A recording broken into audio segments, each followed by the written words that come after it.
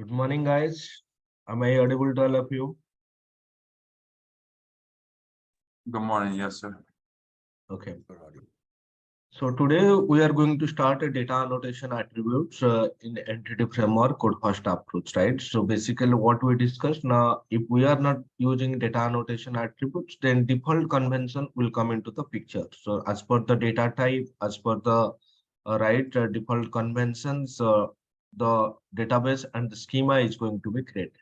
So today we are going to start discussing data annotation attributes. It will take approximately 2 classes, and then we will discuss the Fluent API, which is going to take one more class, right? Then few data migration techniques are there that what we are going to discuss, right? And then we'll discuss some relationships, right? So as of now, what by default, right? By default, one to many relationship we can implement. By default, entity framework implement one-to-many relationships. But if you want to implement one-to-one and many-to-many, for that, how you can implement those things explicitly, that is what we are also going to discuss, right? So let's start today's discussion. So before talking about data annotation attributes in entity framework, first of all, you need to understand these data annotation attributes are not new in entity framework. They are an existing feature, right? If you are having prior experience in ASP.NET MVC, ASP.NET Web API, or any other applications, then you might be know this data annotation attribute, right? Suppose you are implementing one MVC application, so filter concept is there, right? So you can use filter attributes, right?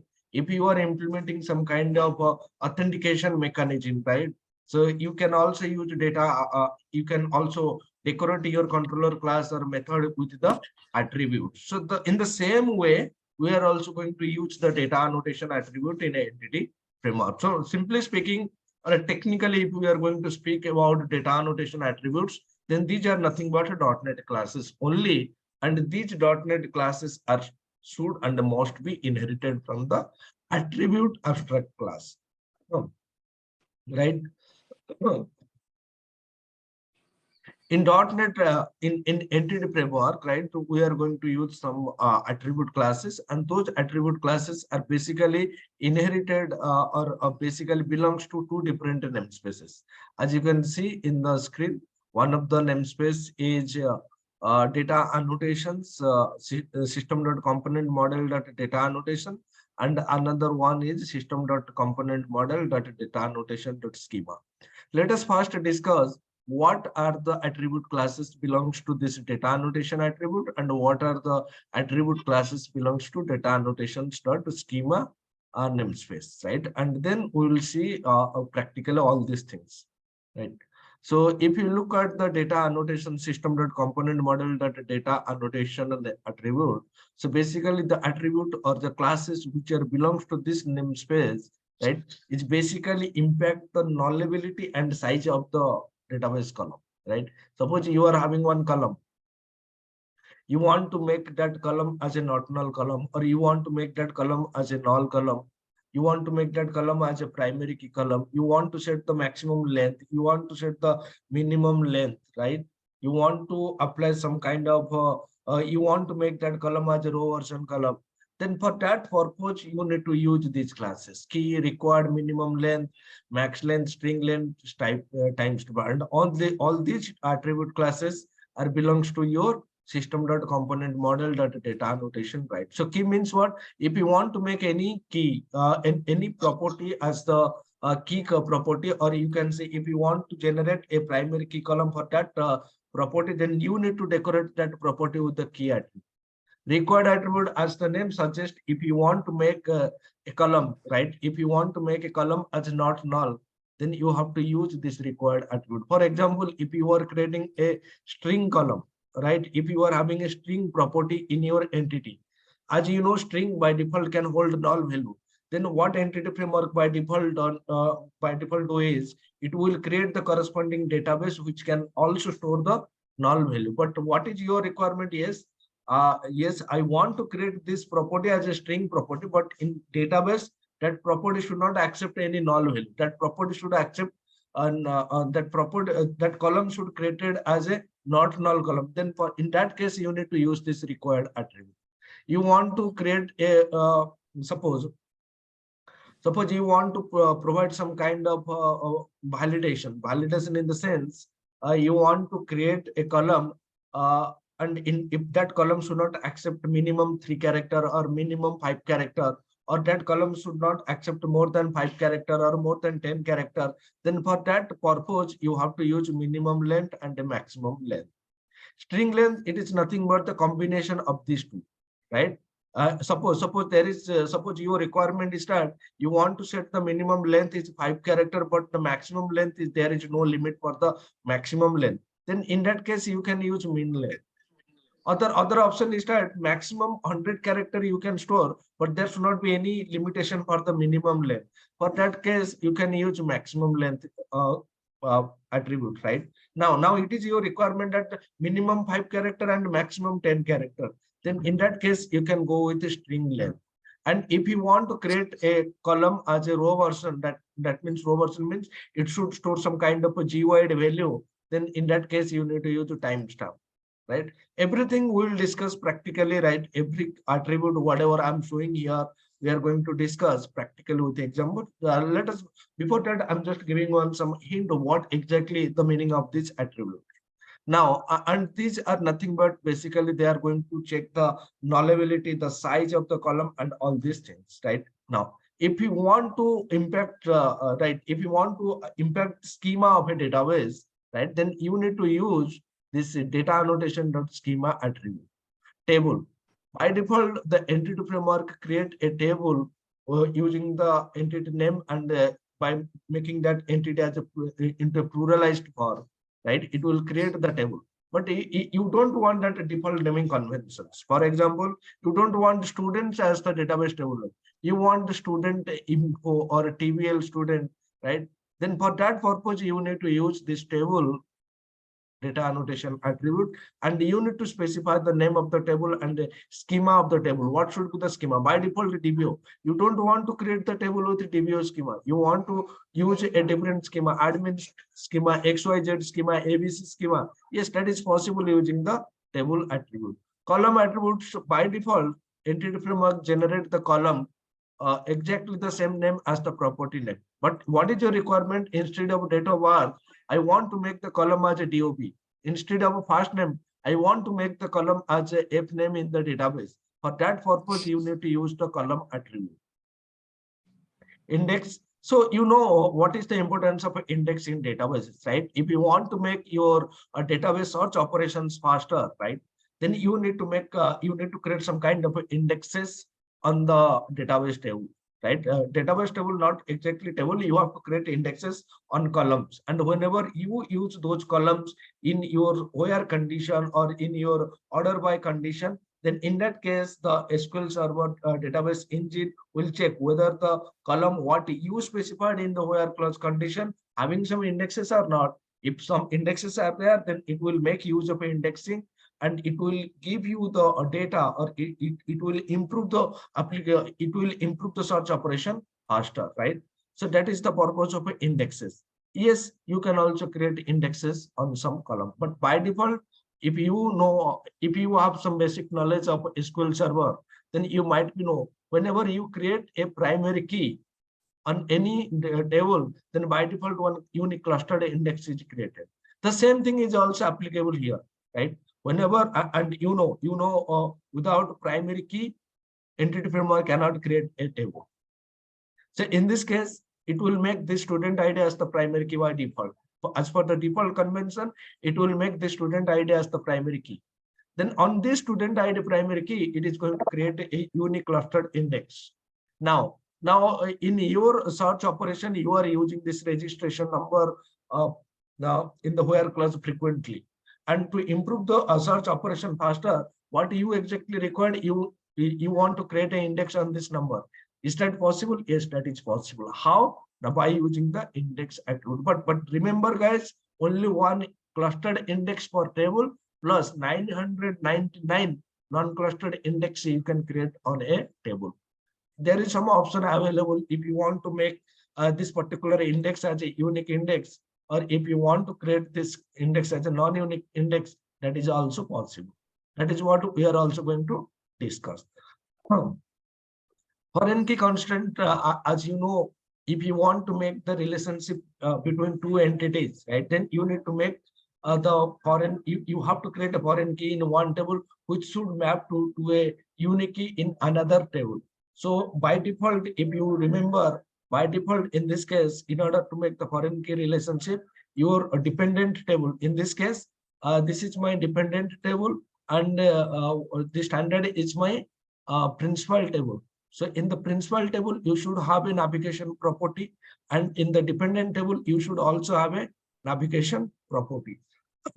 So once both the table having one navigation property, then by default, it is going to create the inheritance. In this case, you can see this standard table. In this case, this is the dependent table, and in this case, it is going to create or generate a foreign key which name is standard ID, right? But what is your requirement? Your requirement is that I don't want to provide this default name.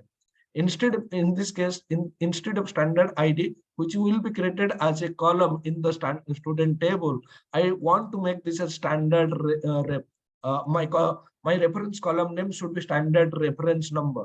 Then how is that possible? How we can do this? Yes, we can do this by using the foreign key attribute. How we will do this? That is what we are going to discuss practically.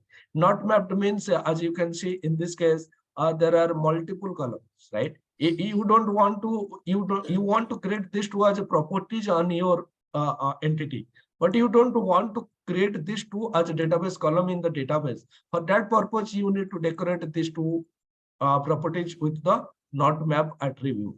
And inverse property means what? Now by default, right, if your entity is having only one relationship, in this case you can see standard table having the students property and students table having the standard property. That means there is only one one to many relationship. Now what is your requirement? You want to create multiple one-to-one relationships. So for example, you are creating the properties like this.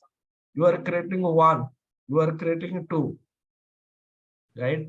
And here you can see students one, and here students one, and here students two. Now you can see there are two one-to-many relationship between the student and a standard entities. But in this case, if you run the application, then the behavior or what you expect, right?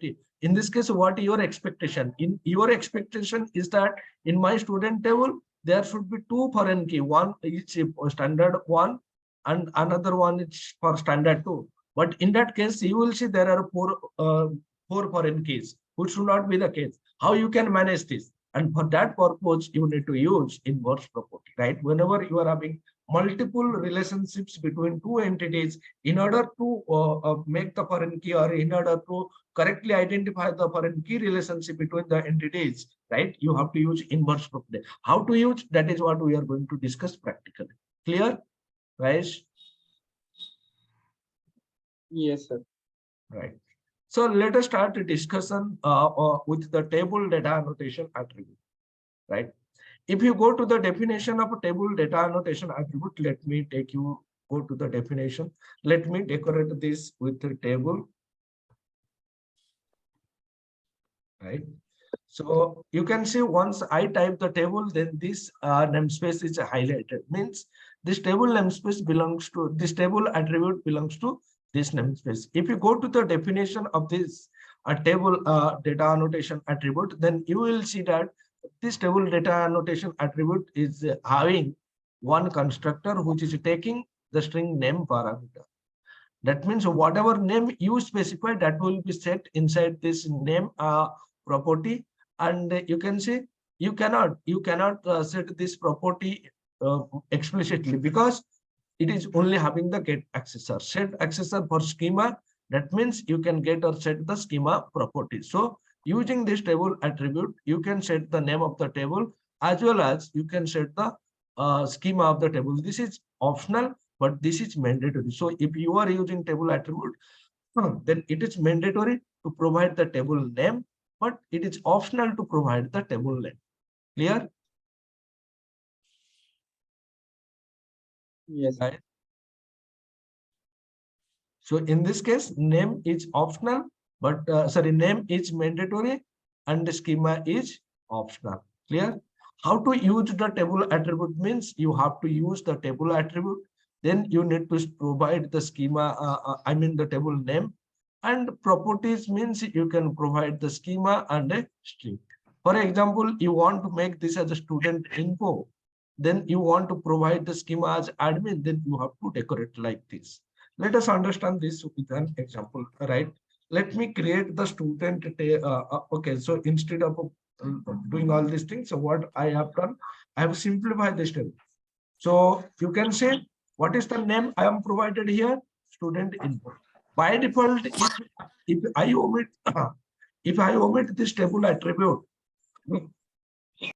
if I omit this table attribute, then by default, it will create the table as students. But now as I specified the table attribute, it will create the table as student info.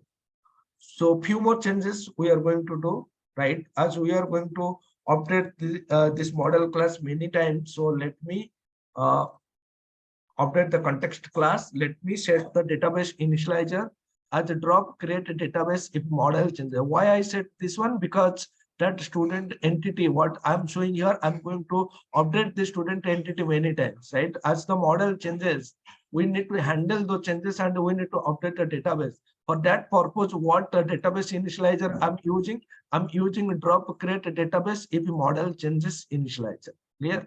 And in this context class, I'm only registering the student entity, right? I'm only registering the student entity. I'm not registering this standard entity, right? Okay, okay. So in this case, you can see to student info, and in this case, I'm providing the connection string. So if you go to the app settings, then you should have the connection string name same as the context class name. So what is the context class name? Sorry, what is the connection string? We have specified the base class DB context class constructor my connection string. So here I'm having the my connection string, and you can see data source is this one, initial catalog is EF code fast DB. So it is going to create a database with the name EF code fast DB. So let me run this application, right? Let me change this thing. This is not required. So first name and last name is enough, right? So this is the changes I have done. Now let me run the application.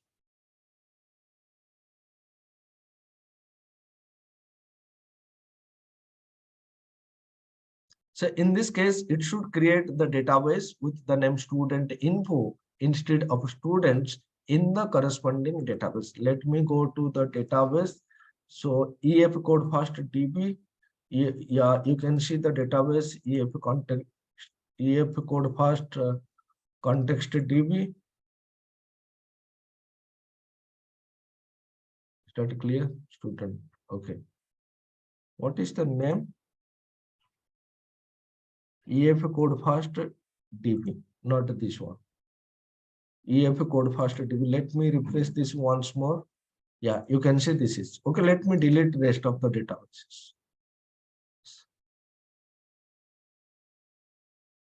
You should not be confused.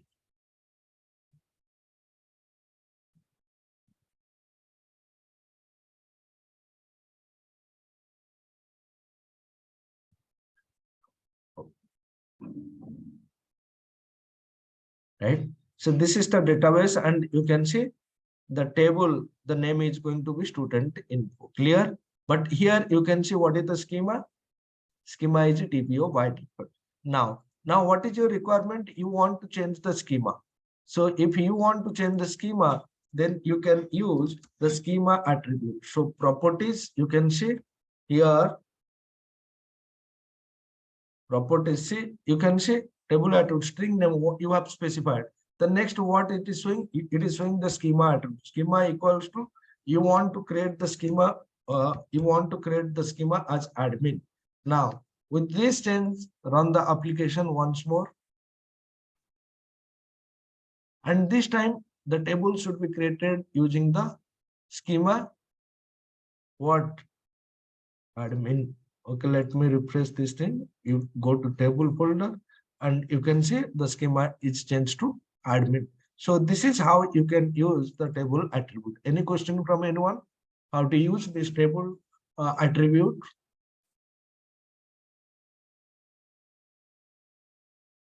Right? No, looks good. Looks good. Thank you.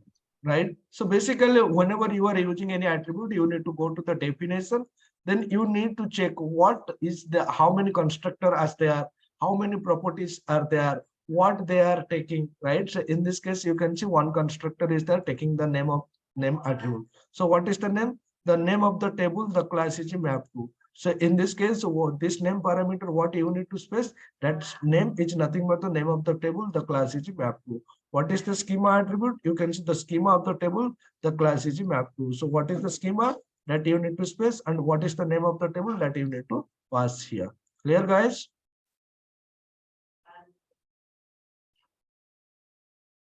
Yes. Yes. Okay. So the next data annotation attribute, what we are going to discuss is column.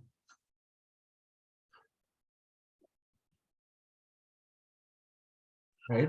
So the column. Sorry. One question. It's like the schema. Will it? What is the importance of schema? Will it just a nomenclature, or it will differ? So do you have any knowledge of database schema? Like yeah, I know like DBO is the standard DBO is schema. the database owner name, right?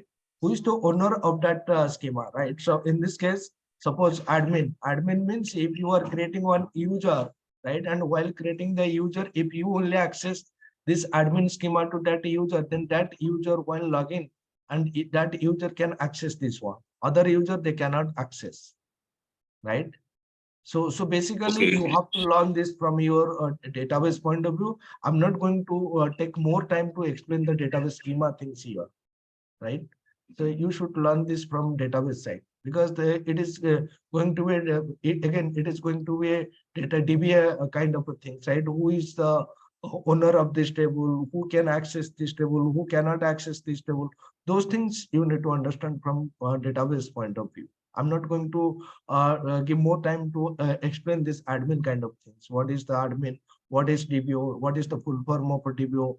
Why he is creating, why the SQL server provide this DBO? What is two-part name? What is three-part name? In this case, you can see DBO dot admin dot student. This is two-part name. Sometimes you need to access by using the database name dot admin dot student info. That is three-part name, right? Those are the things which you should learn, which you should have learned from your database point of view. It is nothing related to entity framework, right?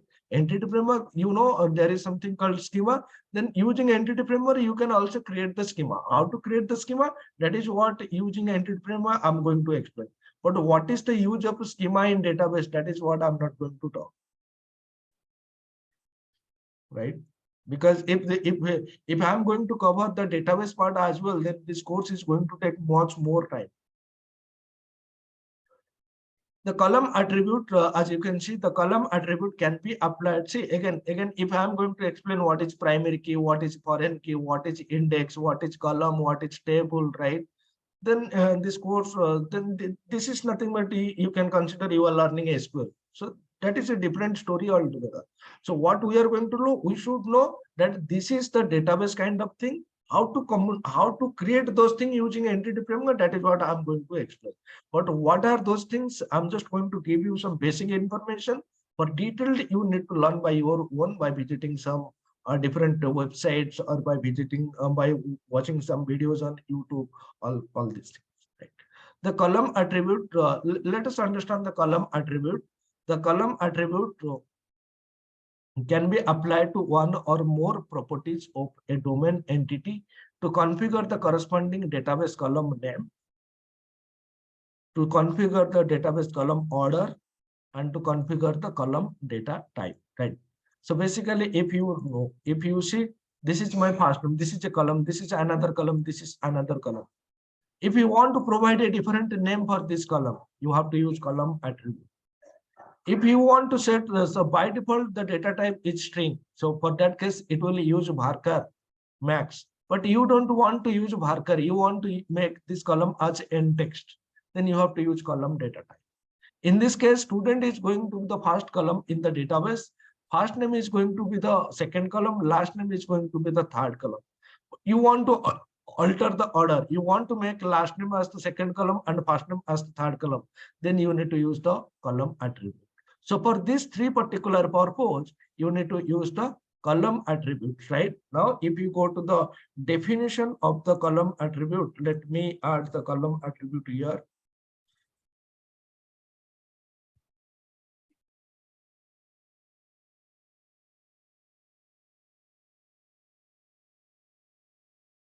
Right. So if you go to the definition of the column attribute, then you will see that the column attribute having two constructors.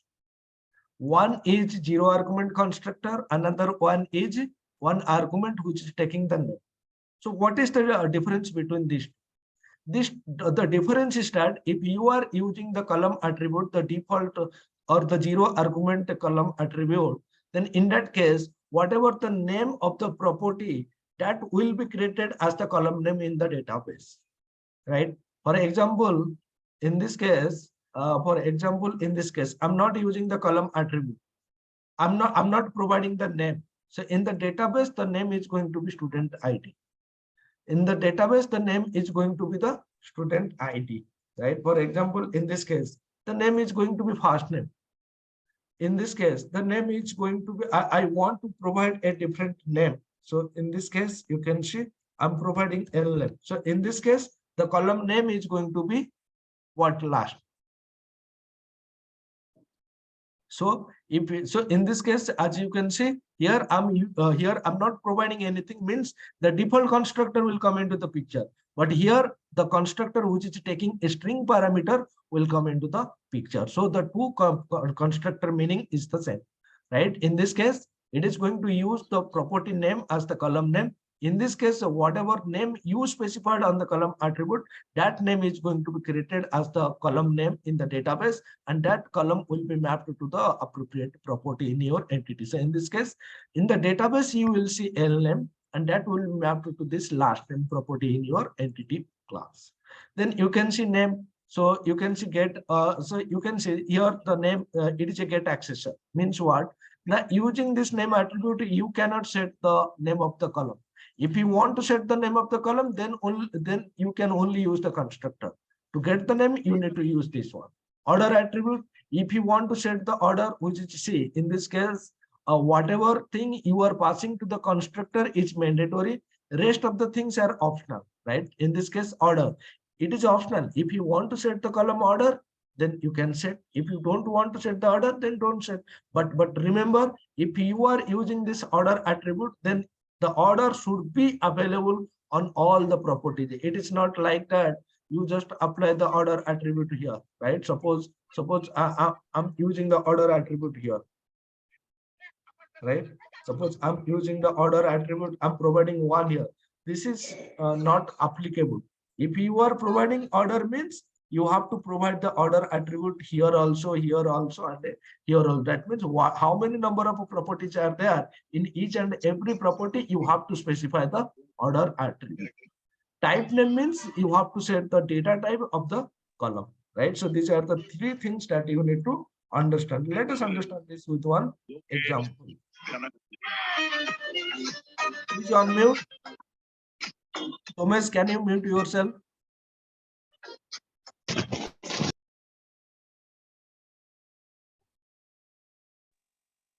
Right. So in this case, you can see I'm having the first name property and I'm having the last name property. Here I have used the default constructor. Here I have used the constructor which is taking one parameter. Right. So with the above changes in place, right? Now let me run the application and show you the database. So in this case, first name column will be created as first name, but the last name property will be mapped to LM column in the database. Right. Now, if you go to the database, and if you refresh the things, right, then you will see the student table, and in this case you will see first name is mapped to first name, last name is mapped to LM, right? And by default you can see, as these are character as these two properties are string type, they can hold null value, and the default data type is in marker of marks. Clear, guys? Clear or not? Yes. Right. Now what I'm going to do, I'm going to do some kind of changes, right? What changes? So in this case, I'm using the column attribute as it is. Now I'm introducing a different attribute, different property called date of birth, and by default, right, by default the data type is going to be date time, but now I'm changing the date time to date time 2, date time attribute to date time 2, and the column name is going to be DOP, right? With the above changes in place, now run the application, and then you will see date time is going to be created with the appropriate the date time attribute what you have specified here. It is going to be created as a DOB, and in that case it is going to created the type as a date time 2. So DOB date time 2, you can see, and it is not null. Why it is not null? Because this is uh, a not null property, right? Now, so now the column order, right? So we have seen how to use two properties, right? We have seen how to use the name, name property, in the sense you have to specify through the constructor. You have understand the data type. Type name property means how to set the data type of the column or data type. So now I'm going to show you the use of order property. So, but before that, you have to remember the primary key, what is in your entity, that should be start with 0.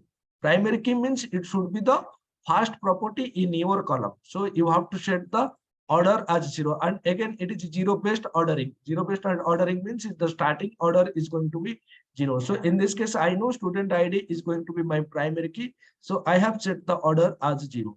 Rest of the column you can set as per your requirement. Here you can see first name I have set the order as 2, last name I have set the order as 4, date of birth I have set the order as a 3, mobile I have set the order as a 1, right? But remember, the if you are using order attribute, then the column attribute should be applicable to all the properties, and using that order attribute you have to set. It is not like that I'm not applying this.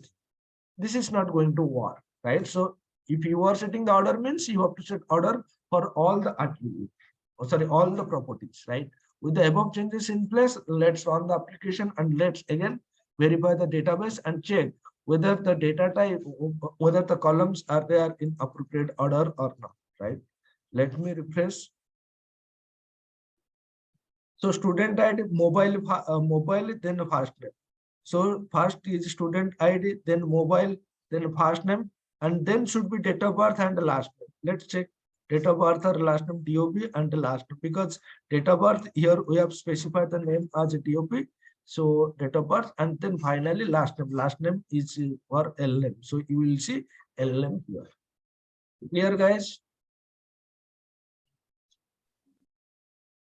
So Yes, actually, I'm having one doubt. yes. How we are passing more than one value in the column? So let's say here in the line number 17, we are passing DOB, then order, then type name. Because we have a two constructor, one is a default one and one is a one parameter constructor. So, Two things you need to understand.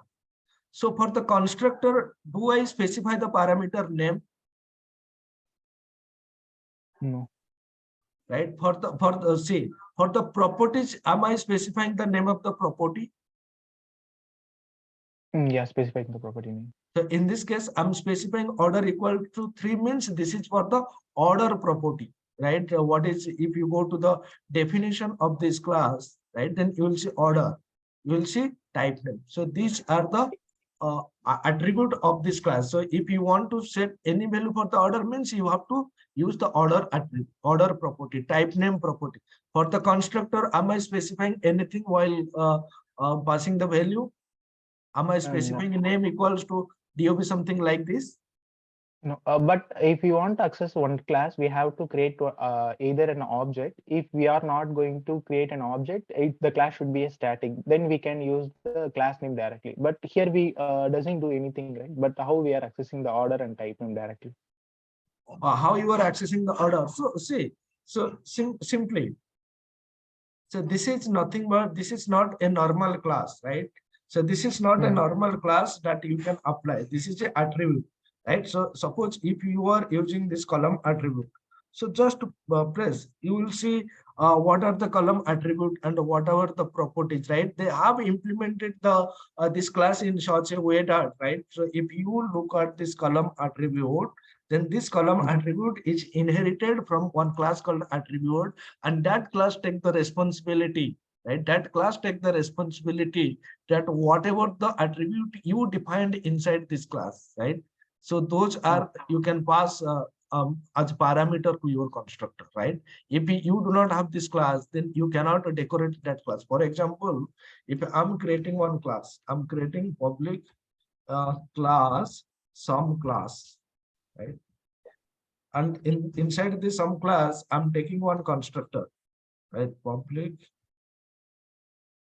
some class, right? So I'm taking some integer value, right?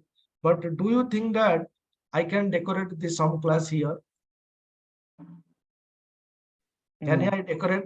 No, you can't, because it is not going to work. Why? Because this is not a general class which you can, this is not a attribute class. You can decorate here. For this class, either you have to create one instance and you have to use that class, or if some static members are there, you can use the class name and invoke the static member.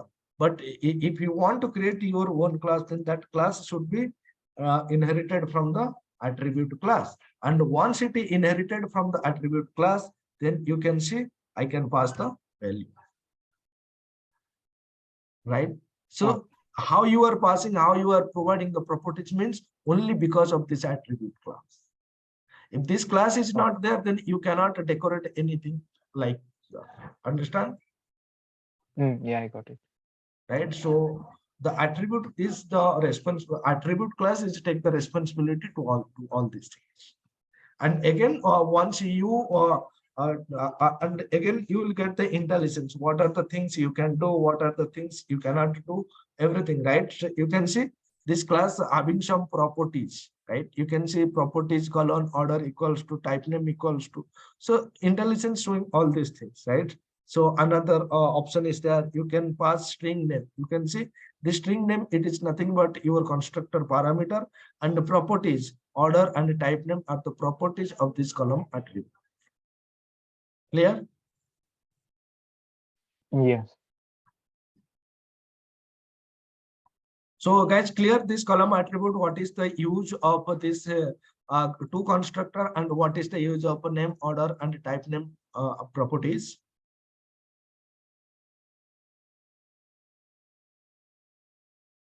If I'm not using, I'm Yes. using default constructor, then what should be the name of the column in the database?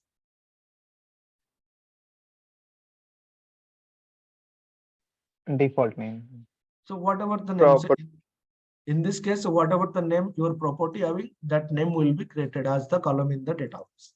If you want to set the name, then you want to use the overloaded version, which is taking the string name as a parameter. And using order attribute, you can set the order. Using the type name attribute, you can set the data type, right? So any question from anyone related to this column attribute? No. Okay. The next what we are going to discuss is the key attribute. So can anybody tell me what is primary key?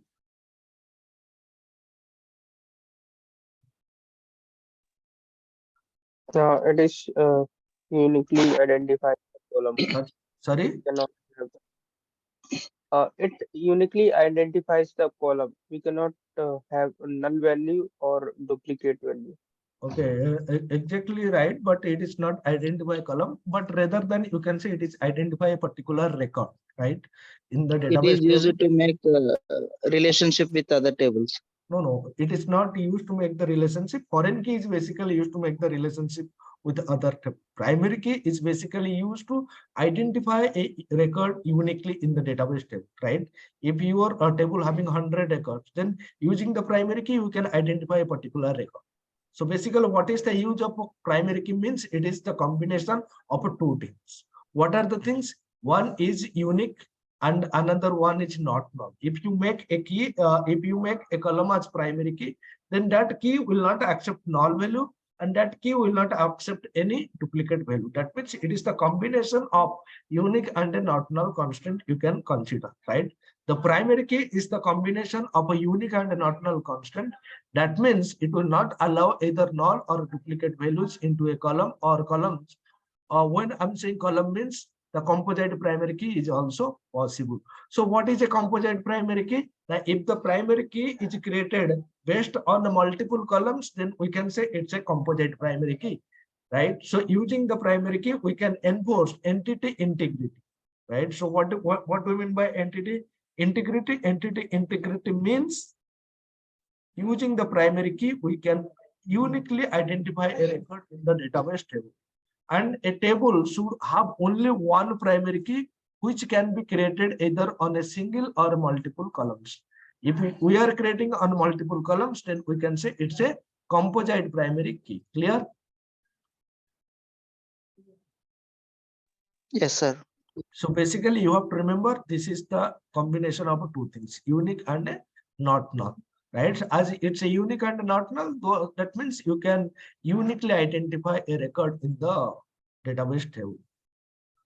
So key attribute. So the key attribute can be applied to a property of an entity to make it as the key property, and also it will make that corresponding column as the primary key column in the database, right? So whenever you apply this key attribute to a particular entity, then it will make that entity for a particular property, then it will make that property as the key property, as well as it will make the corresponding database column as the primary key column.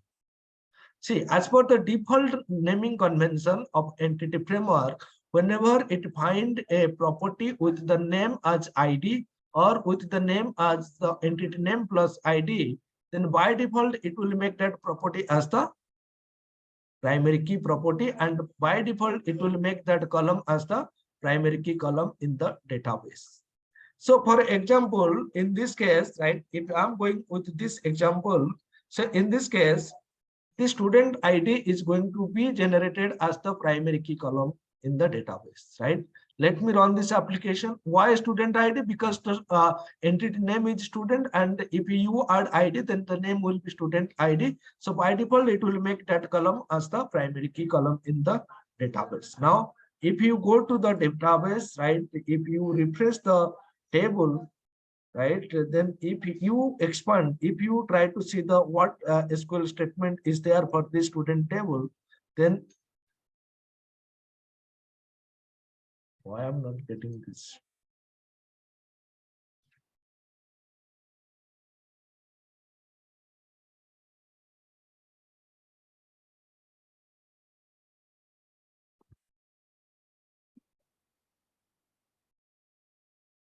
Okay.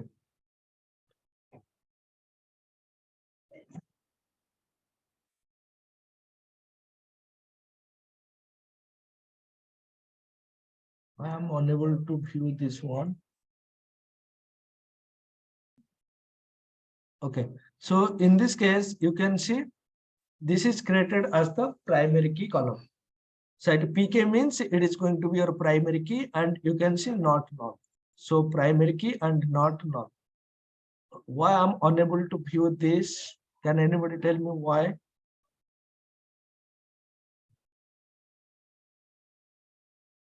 You don't have access? Yeah, I have access. Let me run this as an administrator.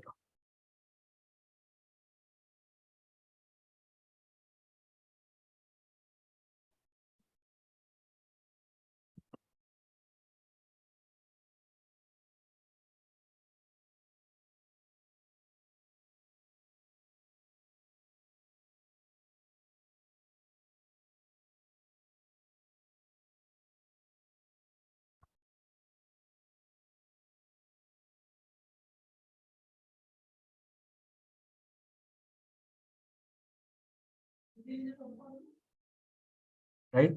So the issue is that I have not logged in as an admin, and this is the reason why we do not have access to that particular table to view the script. But now I log in using the admin authentication as an administrator, and you can see here you need to identify a few things. What are the things? What is the primary key? Primary key is student ID. So that means based on the by default, the student ID is created as a primary key. So one thing. What kind of an index it created? It created a clustered index, right? So if you go to the index table, then you can see one clustered index is created on the primary key column. And most importantly, you can see that primary key column is created as identity column. And what is the value? 1, 1. So few things you need to remember. Not only it will mark that column as primary key, but also it will make that column as identity column, and also it will create one unique clustered index for that primary key column. Clear? Give me 1 minute, guys.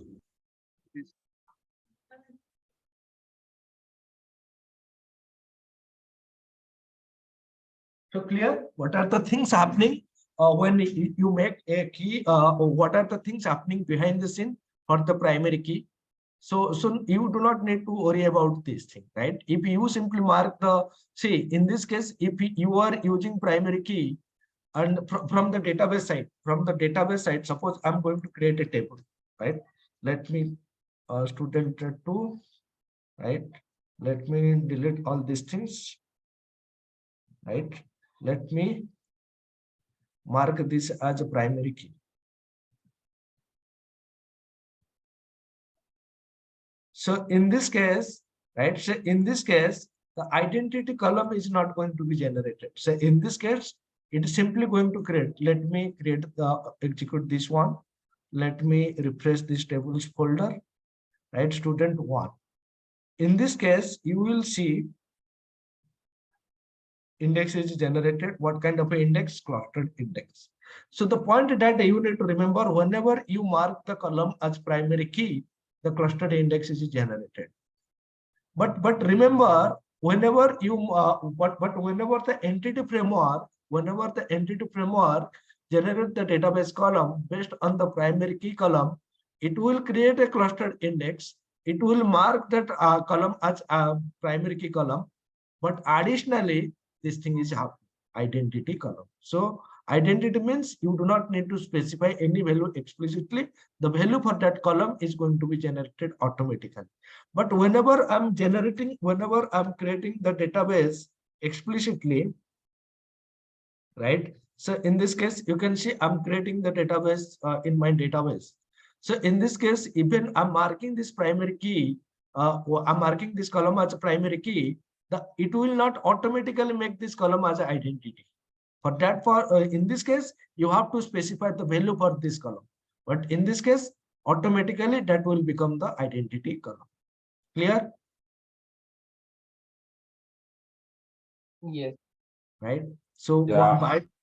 by default, the column will be marked as a primary key column. By default, that column will be created as identity column. By default, one unique clustered index is going to be created for that particular column. So 3 things are happening behind the scene for your key property. Clear, guys? Any question?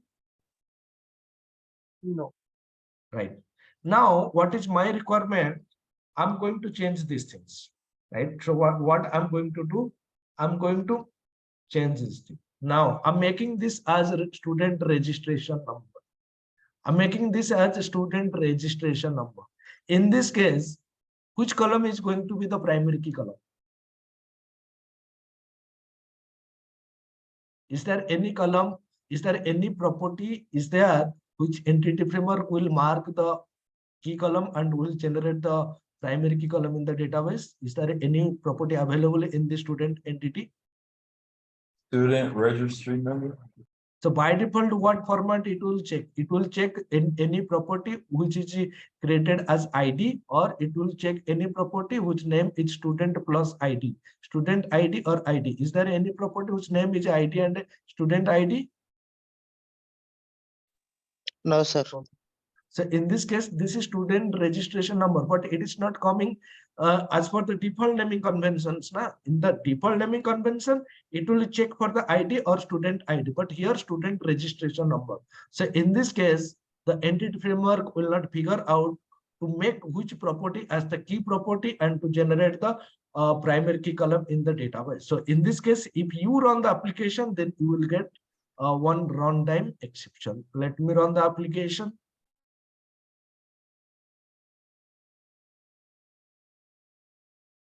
See, one model validation exception, right? Entity student has no key defined, right? So you can see entity type student has no key defined. Define the key for this entity type, right? So in this case, there is no key defined in the student entity, and this is the reason why it is throwing me an exception. But I don't want to make the ID column or student ID column in my database. I'm not interested in ID or student ID column in the database. I'm interested with this name. I'm very much interested for this particular student registration number. Then how you can do this? For that purpose, you need to decorate this as the key attribute. So key attribute, and the key attribute, it is available in a different namespace. So you have to bring that namespace. What is the namespace? To system.component model.data annotation. Now go to the definition of the key attribute. Does this attribute having any parameter? The constructor taking any parameter? Yes or no? No, no problem. Is there any properties defined inside this attribute class? No. No. That means No. you just simply need to decorate this key. That's it. So with these changes, what exactly it will do? It will mark this property as the key property. As you mentioned, this key means this property is going to be the key property now. And for this property, right, it is going to generate what it will generate. It will generate the database student, and it will mark the student registration number as the primary key. It will generate the identity column, right? It will generate a clustered index. Let me run the application again. Yes, in this case, you will get some kind of you will not get any kind of a exception, right? Let me run the application.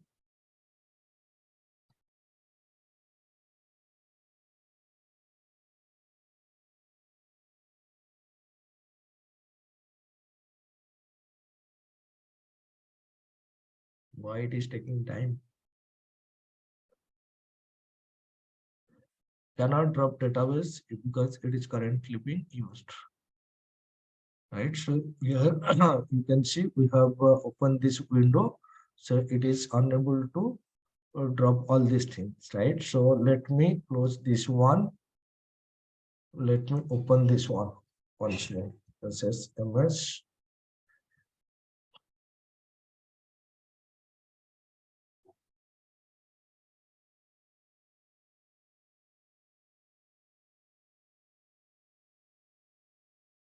See, whenever you are dropping, see, in the case, if your database is currently being used by someone else, or you open some window and you are trying to delete the database, then you cannot delete in that case, right? For that, you need to close the database, right? Let me run the application once more.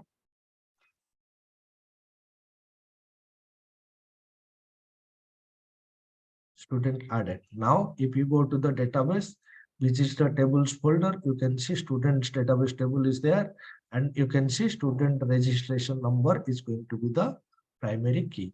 Clear, guys? Yes.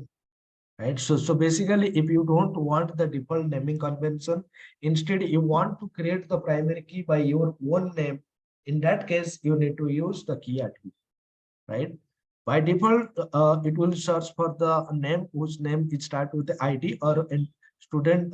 If your model name is student, then it will check ID or student ID, right? If it is not found, then it will throw one exception. But if you want to make something like this, then you need to decorate the property with the key attribute. In this case, it will generate the appropriate, right?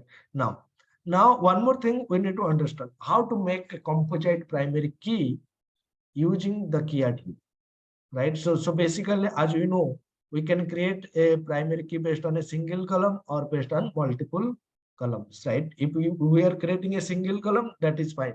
We have already discussed, but now the important thing is that how we can make the composite primary key. So to make the composite primary key, what we need to do is we need to use the key attribute along with the column attribute, and in the column attribute, it is mandatory to specify the column order. For example, let me copy this code and put it inside here, right? So now, right now, you can see this is my key attribute, this is my key attribute. So the key attribute I have applied on two columns, right, or two properties. But here I have only key attribute is not enough, right? If you simply put the key attribute, then this is not enough. This is not enough to make a composite primary key. And why? Why? Because he doesn't identify what should be the first column and what should be the second column in the composite primary key. So we have to specify the order in the sense a particular what should come first, what should come second, right? So because see, if you understand, by default whenever we create a key, right, then in that case that key is going to be the first column in the database, right? So in this case, student registration number, this is the first column. Why? Because this is the primary key. From the second column onwards, you can alter the ordering. But if you are applying the key attribute on multiple property, then how entity framework will identify the student registration number should be the first one, student serial number should be the second one, or student serial number should be the first one and student registration number should be the second one? How you will identify? He cannot identify by each one. For that purpose, we need to tell these things to the entity framework. Hey, Mr. Entity Framework, I'm creating a composite primary key, and in the composite primary key, please consider this as the first column, right? And this as the second column, right? So you have to specify this thing, right? So with these changes, what will happen now? One composite primary key is going to be created, and that key is based on two columns. But guys, remember, once you do this, then identity column will not be generated. The difference between a primary key and a composite primary key is that identity column will generate in the case of a primary key which is created based on a single column. But if you're creating a composite primary key, then identity column will not be generated. Now you can see registration number and serial number. Why registration number comes first? Because the order is 1. Why it is second? Because the order is 2, right? And in this case, you can see both are marked to the PK. Clear? And in this case, it is not going to be a, what I can say, it is not going to be a identity column. That is what you need to remember. So in entity framework, the most important point that you need to remember is the key data annotation attribute creates a primary key with an identity column when applied to a single integer type property, but it will not create the identity column in the case of a composite primary key. Clear, guys? Now, if you verify the script of the student entity, then you will not find the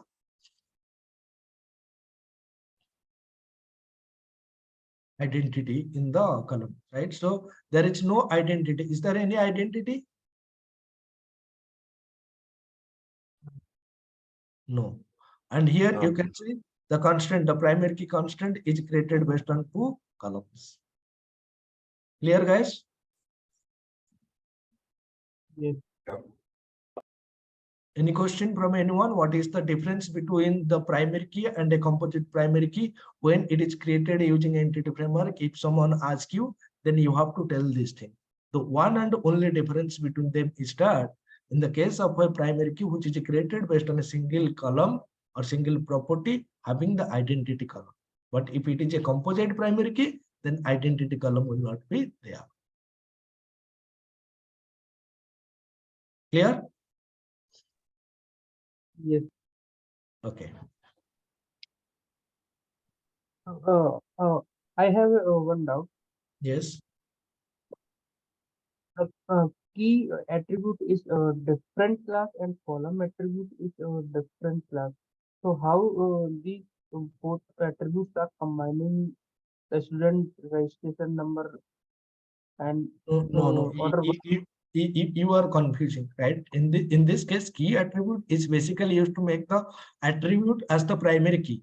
This column attribute will decide the sequence of the column, right? So in this case, key, basically I'm applying the key attribute with this and this to make this as a composite primary key.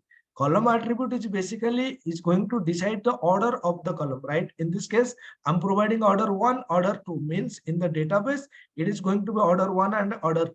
But in this case, if I remove this thing, right, then entity framework, no, this is going to be a key attribute, this is going to be a key attribute. But what is the order of these two attributes? Does the developer specify any specific order? Yes, specify. Okay, then let me create the key in that particular order. Does the developer specify the order? No, he has not specified. Then how I can blindly select this as the first column and this as the second column, or this as the first column and this as the second column, right? For us, these are two different things. But behind the scene, the entity framework is going to compile and generate the database, right?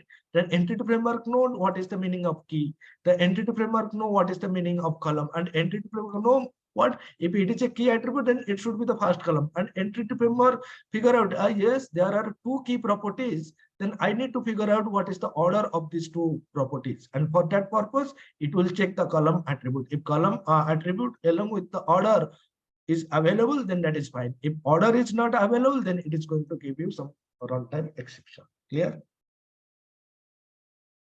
Means we can create a composite key without specifying column order, right? How you can specify? If you remove this thing, right? Let me comment this one, and if you comment this one, then tell me what is the order of the column in the database. And there will be no order, but my No, question, but no order means what? From the beginning, I'm telling you, primary key should be the first column in the database, right? So yeah, in this case, okay, let me comment these things, right? I'm commenting this one, right? I'm commenting this one. I'm taking this column to the second position.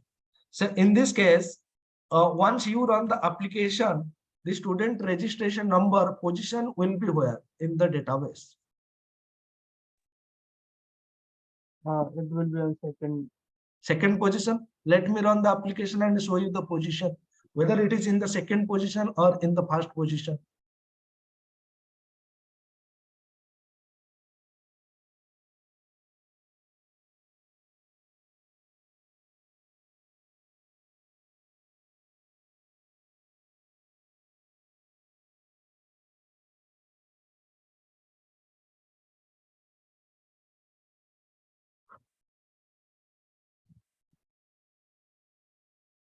Right. Let me open the database.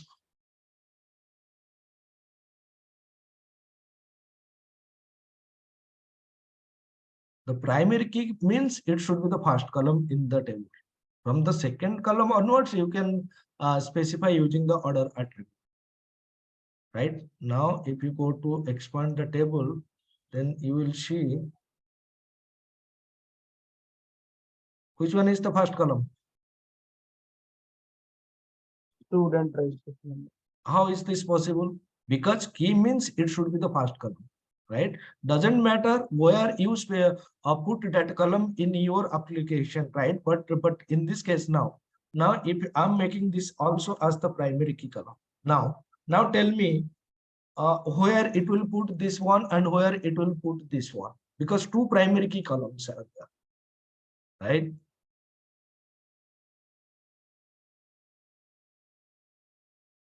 What? Unable to determine the composite primary key ordering for the student. What it means? How you will put the primary key column order, whether he needs to put this one as the first column or this one as the first column, he is unable to identify. For that purpose, you have to specify the order of the primary keys. So here it is order 2 and here it is order 1. So in this case, this will be created as the first column, and the what order 2 you specify, this is going to be created as the second column. Right now, if you refresh this table, then you will see the student registration number and student serial number. Clear? Yes. Any question from anyone else? See, if only one key, then no need to specify the column order. If you are having two key, means it's a composite key, then you have to specify the column order. That is as simple as you have to remember. Why it is mandatory? Because if you do not specify the order, then in what order he will generate the composite key. For that purpose, ordering is important while generating the composite primary key. Clear, guys?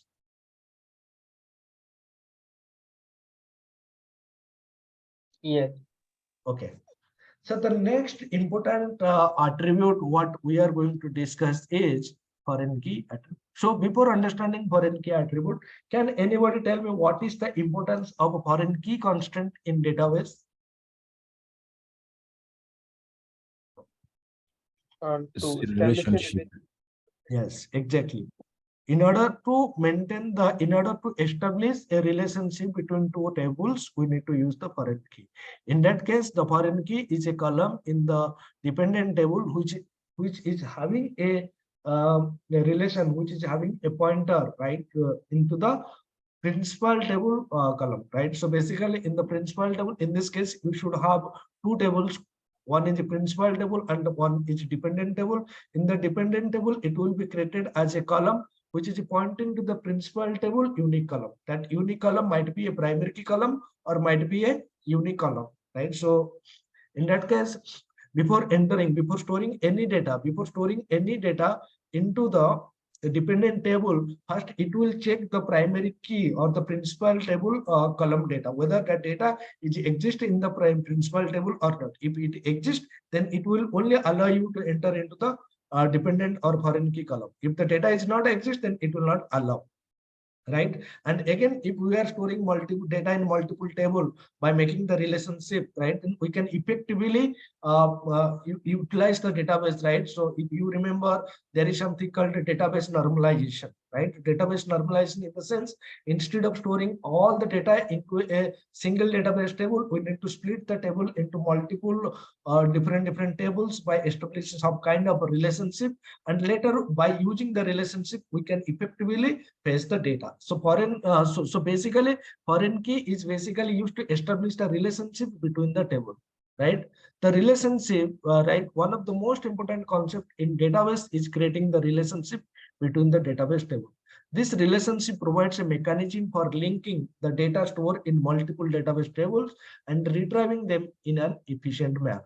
In order to create a link between two database tables, we must specify a foreign key in one table that references a unique column in another table. So unique column means that might be a primary key or unique key in another table. It is, people are saying in a SQL server it should pointing to the primary key. It's not mandatory that for primary key it should be a unique key. Unique means it should contain some unique value. If you mark a column as a primary key, it is going to contain unique value, but it will not accept null value.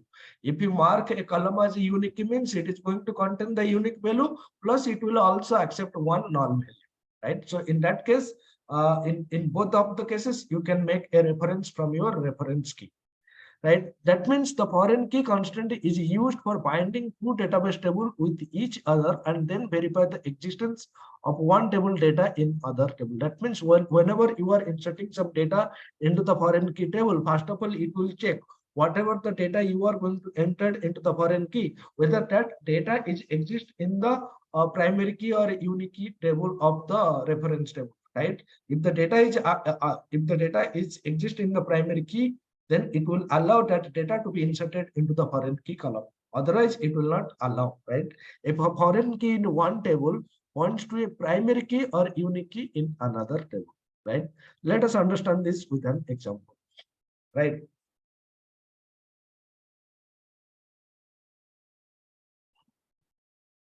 So in order to make the relationship,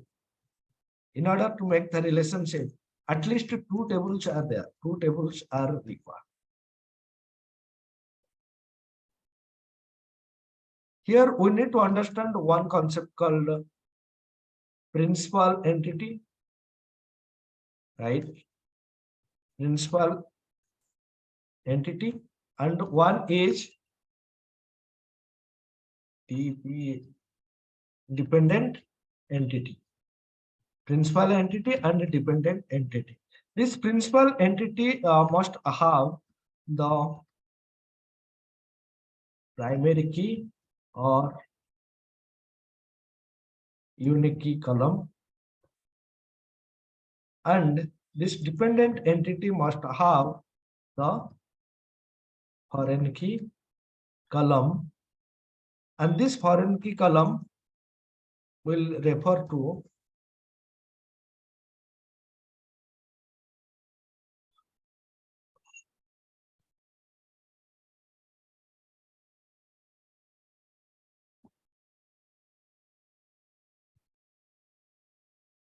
clear.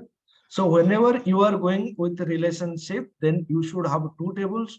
One table is the principal entity, or another table is the dependent entity. In the principal entity, you should have a primary key or unique key column, and in the dependent entity, you will create a foreign key column, and that foreign key column will refer to the primary key or unique key column of the principal entity. This is the basic thing that you should know from your database point of view. Then in entity framework, how we can implement this relationship? So in entity framework, we can implement the relationship by using navigational properties. By using navigational property. So in the principal entity, you should have a navigation property, right? You should have a navigation property. And in the dependent entity, you also must have one navigation property, right? So by using this navigation property, we can establish the relationship. We can establish one-to-one relationship, one-to-many relationship, and many-to-many relationship, right? How to implement a one-to-one relationship, how to implement a one-to-many relationship, that we'll discuss later. Sorry, one-to-one and many-to-many. But now I'm going to show you how to implement many-to-one or one-to-many relationship between two database tables. But for now, but to understand this, you have to understand whatever the principal entity, that entity should have one navigation property. Whatever the dependent entity, that dependent entity should have also one navigation property, and that property should refer, right? That property should refer to principal entity, right? And in this case, whatever the navigation property, that should refer to the dependent entity, right? So in your principal entity class, you should have a navigation property, and that property should refer to the dependent entity. And in your dependent entity, you should have a navigation property, and that navigation property should refer to the principal entity. So is that clear? So the navigation property, when I'm saying, so whenever I'm saying navigation property, it might be a reference or collection navigation property. Clear? So in the principal entity, you should create a collection or reference navigation property, and in the dependent entity, you should also create a navigation or a collection reference entity. With this keep in mind, let us try to understand what is the foreign key constraint, right? So, okay, let me create the standard entity first, right? This is my standard entity, right? So in this standard entity, so okay, so before that, what I need to understand, okay, so the foreign key attribute in entity framework is used to configure a foreign key relationship between the entities. It overrides the default foreign key convention, which is followed by entity framework. As for the default convention, the entity framework API will look for the foreign key property with the same name as the principal entity primary key property name. Okay, so whatever the definition, I will explain this thing with examples. A relationship in entity framework always have two endpoints.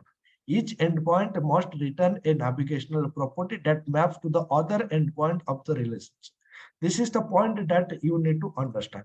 Each relationship, a relationship in entity framework always has two endpoints. Each endpoint must return a navigation property that maps to the other endpoint of the relationship.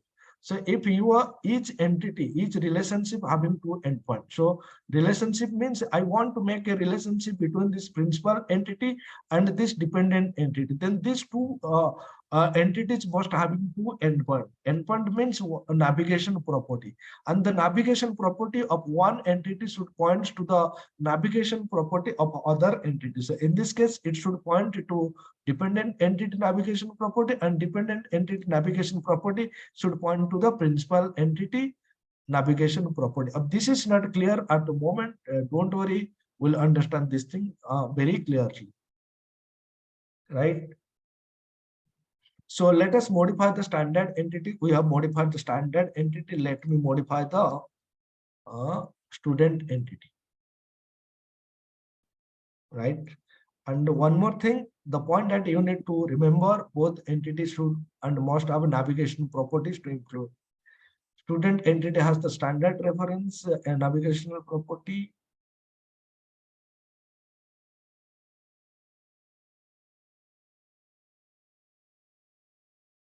Right.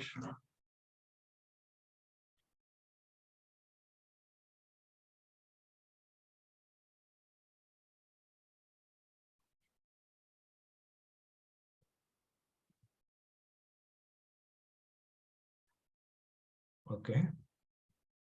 Okay. Right. Okay. So let us understand the concept. This is my standard navigation property, and this is my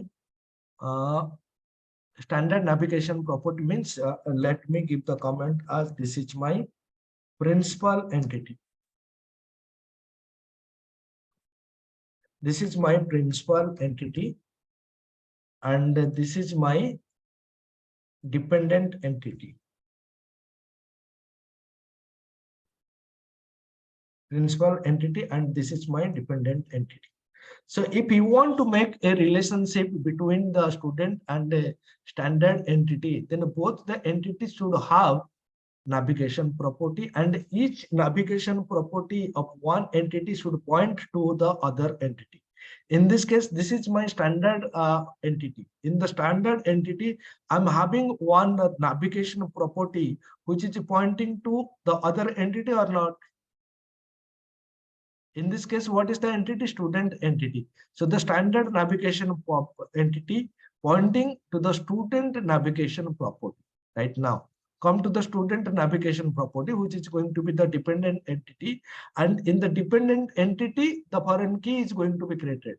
In the principal entity or in the primary key table, or the foreign key column is not going to be created. Foreign key column is going to be created in the dependent entity or in the foreign table, right? So in this case, this is my student entity, which is nothing but the dependent entity. And in the dependent entity, you can see it is also having a reference property, which is pointing to the other entity. Other entity in the sense standard entity. Standard entity in the sense the principal entity. And in the principal entity, what is the primary key or unique key column name?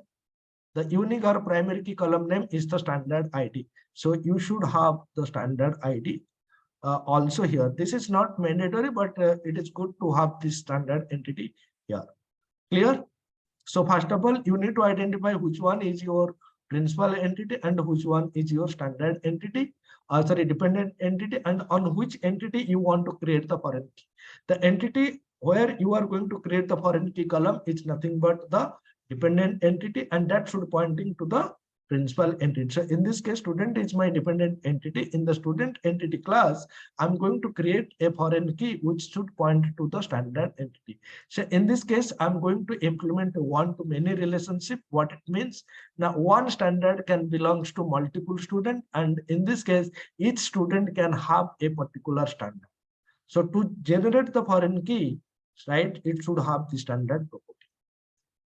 So this is one navigation property, and this is the other navigation property. Without navigation property, foreign key constant, you cannot create. Right. So in this case, we have understand this is our reference navigation property, and this is our collection navigation property. So it is going to establish the one-to-many relationship between the student and the standard table. This property is not mandatory, but if you put this property, okay, let me first comment this one. This is not mandatory. So by default, it will check by default the entity framework while generating the class or database. It will check, is there any reference property? Yes, standard reference property is there. In the standard entity, is there any reference property which is pointing to the student entity? It will go to the standard entity and it will check, yes, there is a reference property which is pointing to the student entity. That means both the entities having some navigation property. That means there is some relationship between the student and standard. So by looking at this entity, I can say one standard can have multiple students, and by looking at this table or by looking at this class, I can say the student having a standard. That means there is some relationship. So in this case, entity framework is going to generate a foreign key in the student table as it is the dependent entity. And in this relationship, what should be the reference key name? What should be the reference table name? So in this case, as it find the standard navigation property, so it will check what is the primary key column in the standard entity. In the standard entity, the primary key column name is standard ID. Then it will look for the standard ID property inside the student entity. Is there any standard ID property in this case? No. No. In this class, currently there is no standard ID property. So what he will do, he will make automatically generate a reference key and with the name standard underscore, what is the name? Standard ID. So by default, it is going to generate a foreign key column or a foreign key property, foreign key column with this name. Now let me run the application and show you the things practically. Okay. So there is some error. What error? Student definition for standard ID.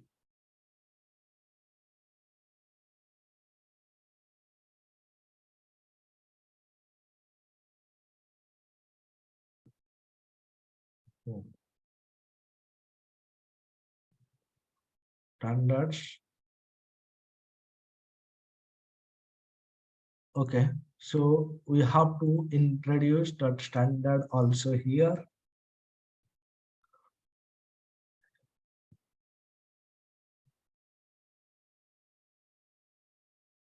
Right, so if you have not registered, if you will not registered in the context class, then the corresponding database table is not going to be created. First, you need to register, right? Then this is my standard entity, this is my student entity, and in the program class, I'm generating a standard, adding that standard, and here I'm creating a student and adding that student into the database table, right? Okay, let me run this application, right? And one more thing, what I'm going to do, yeah. So let me run this code.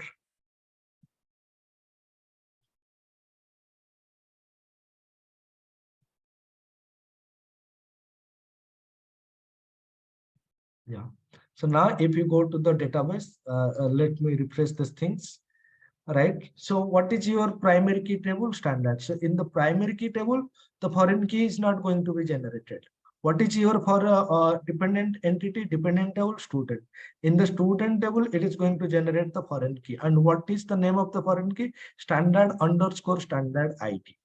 Why this name is given? Because it will by default generate that foreign key with the name standard entity underscore what is the property, primary key property name. So in this case, it is standard ID.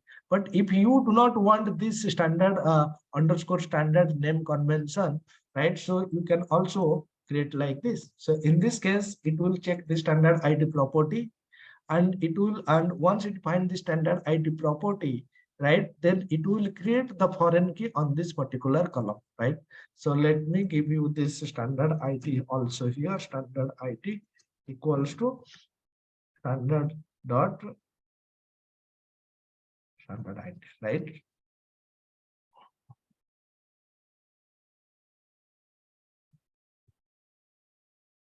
Right, standard dot standard ID. Now run the application.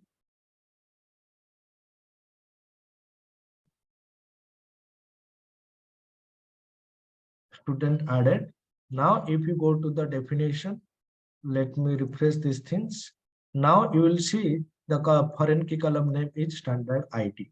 So by default, By default, if it will search for the primary or principal entity unique column name, right? If that column or if that property is available, it will mark that property as the foreign key.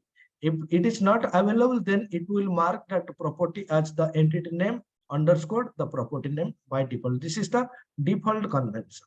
Clear, guys?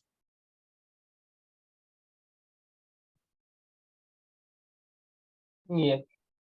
Any question from anyone? What is the default conventions to create the foreign key?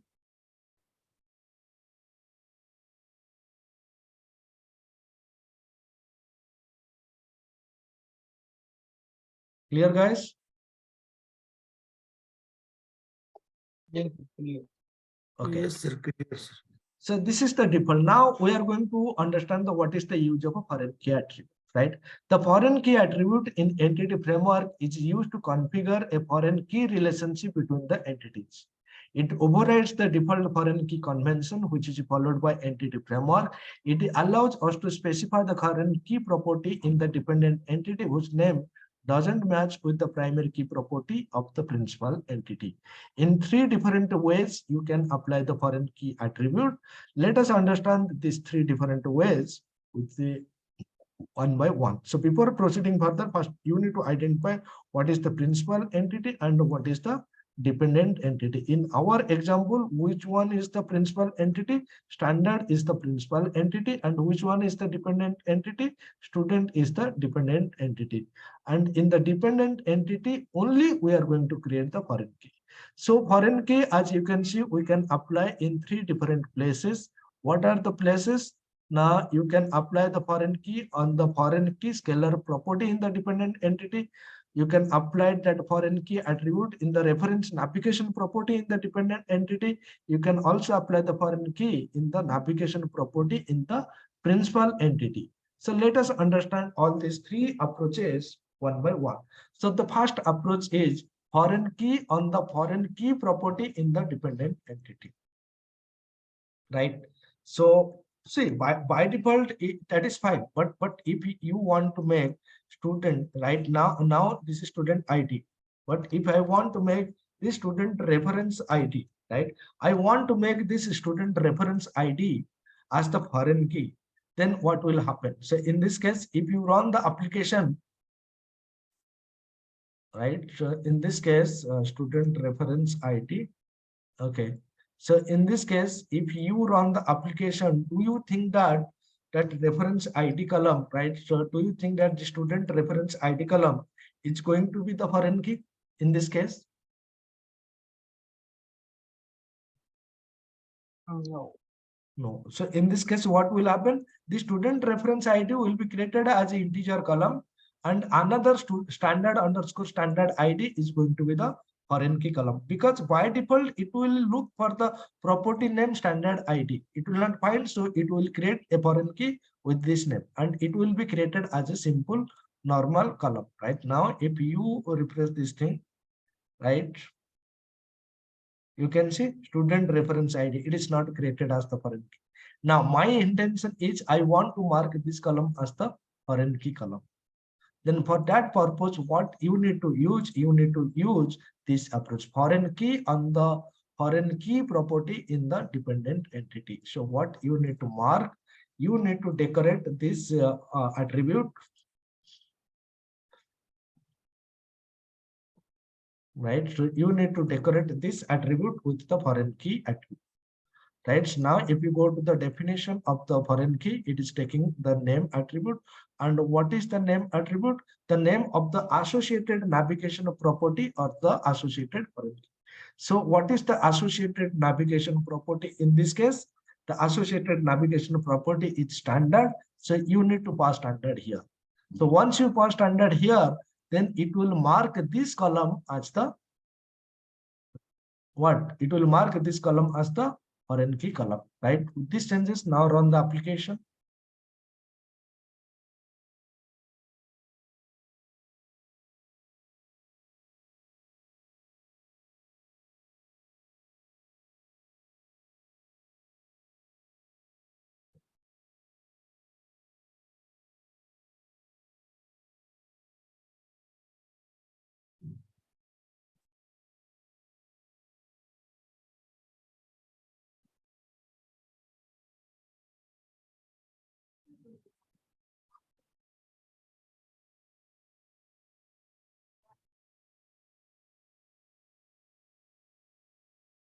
Okay, let me remove these things.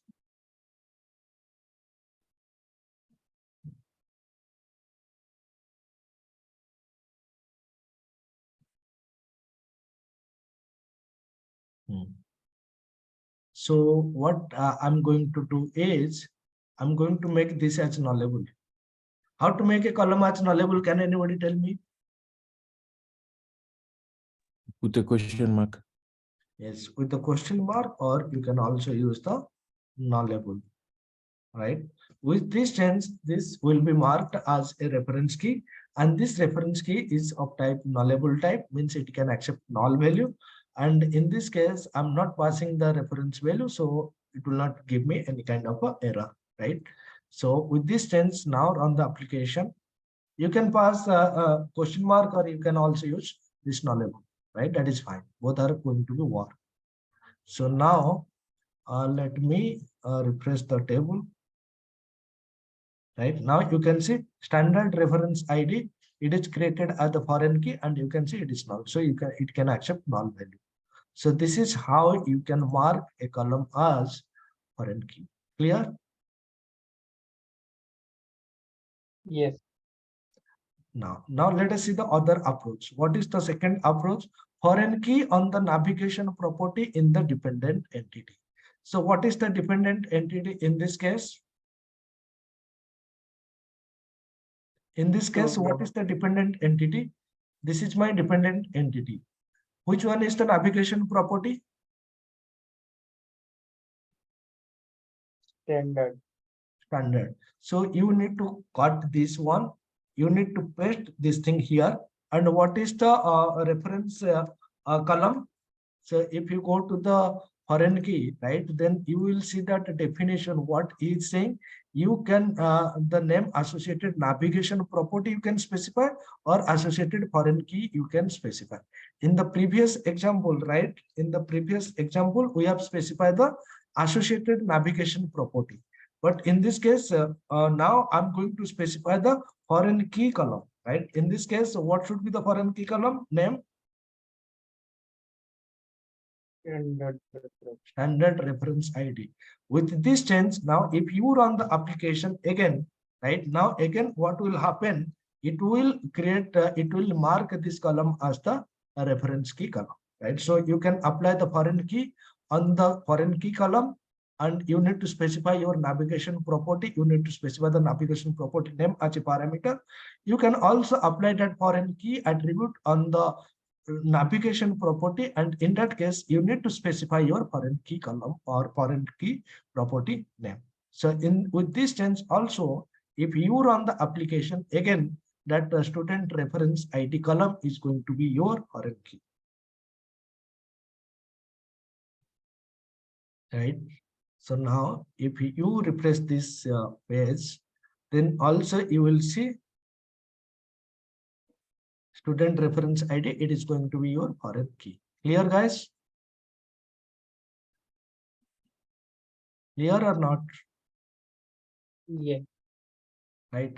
Now the third one is foreign key on the navigation property in the principal entity. So as of now, what we have discussed how to apply the foreign key on the dependent entity, and we have seen how to apply the foreign key in the dependent entity foreign key column, how to apply the foreign key in the dependent entity navigation property. Right now I'm going to show you how you can apply this foreign key attribute in the principal entity, right? So in the principal entity, so which one is the principal entity in our example, student or standard,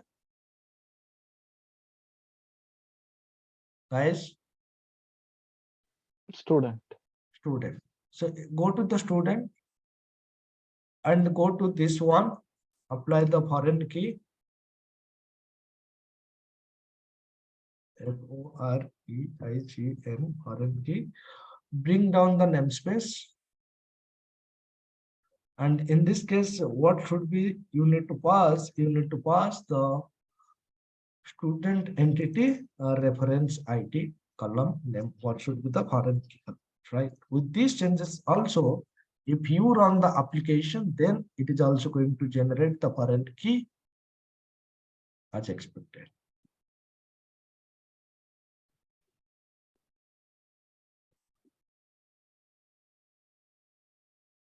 Clear? So in 3 different ways, you can create the foreign key in .NET Framework. Any question from anyone? Yeah, actually, I'm having one question. Can you go to the principal table? Yeah, so here. So do we need the I collection is a mandatory here? Yes, because you want to implement one-to-many relationships, right? So basically, if you are establishing the relationship between 2 entities, I'm not talking about one-to-one and many-to-many. I'm talking about one-to-many. If you are not specifying this as I collection, right, then how it will consider this as a collection? Right? Suppose what is your requirement? You need to fetch all the standard. So you want to fetch one standard with all the student belongs to that standard. Then how you can store all the student information? Yeah, at the time I can use the I collection. Even At that time, let's say I have I'm not talking about at the time. While I'm fetching the data using the context object, right? The standard value will be come into this property. The standard name will be stored here. The standard description will be stored here, where the student information will be stored. yeah, I get it. Got it? Yeah, if I remove the 14th line and then 15th line, if I run the table, it will create the table or not? No. If you remove 14 and 15, it will create a table. No issue, right? But in that case, it will not create the primary key and foreign key relationships. For creating the primary key foreign key relationship, as I mentioned earlier, the navigation property should be there, right? So in this case, you can see I'm running this application, right? I'm executing the code. But in this case, you will not find any kind of foreign key and relationship. Now, if you refresh this database table, then you will see that uh, students standard reference ID standard underscore standard ID. So in this case, you can see where in this case, what is the student, right? So in this case, the standard reference ID is also created, and this standard underscore standard reference ID is also created. So this is not a reference key anymore, right? So this is Okay, going but to we be, have the foreign key, right? But we can but able to create the foreign key. but the foreign key you can create, but how you can fetch the data? Okay, for fetching the data, we need the I collection. Obviously, if you why you are making, because I want to fetch all the students, or you can fetch a particular standard data along with the student informations. You cannot Okay, fetch. so there is no need that we need to have it in the 2 tables. That should be an navigation property. In either one table we can able to create the foreign key. Right. So if you So come that's up, my that is also fine. So foreign key, and in this case, you can decorate this with the foreign key attribute, right? okay. Right now run the application.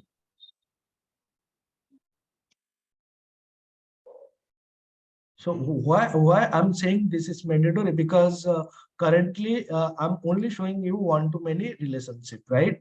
But later I will show you all the other relationship, and for that relationship this is required, right? Okay. Right. So and if you do not have this collection application property, then you cannot use this, right? But Yeah, now that's correct. if you do not want to make this as the foreign key, right? It is not mandatory that foreign key should be created here. It is also possible that you can also mark this column as foreign key. And in database, right? In database, it is not going to create any property with the name student in the standard table. If you go to the student standard table, you will not find such kind of properties. But if this property is there, right, then it will mark this column as the foreign key column. Right? This foreign key standard reference ID will be created as the foreign key column in the database, right? So if this reference property is not there, then this is not possible. Okay. Right? So it is not mandatory that the foreign key should be applied in the dependent entity. It can also apply in the principal entity. But if your principal entity do not have any kind of what I can say, this collection property, then how you can make this? Suppose if you remove this one, now see what happens. I remove the standard entity. Now I run the application. What will happen?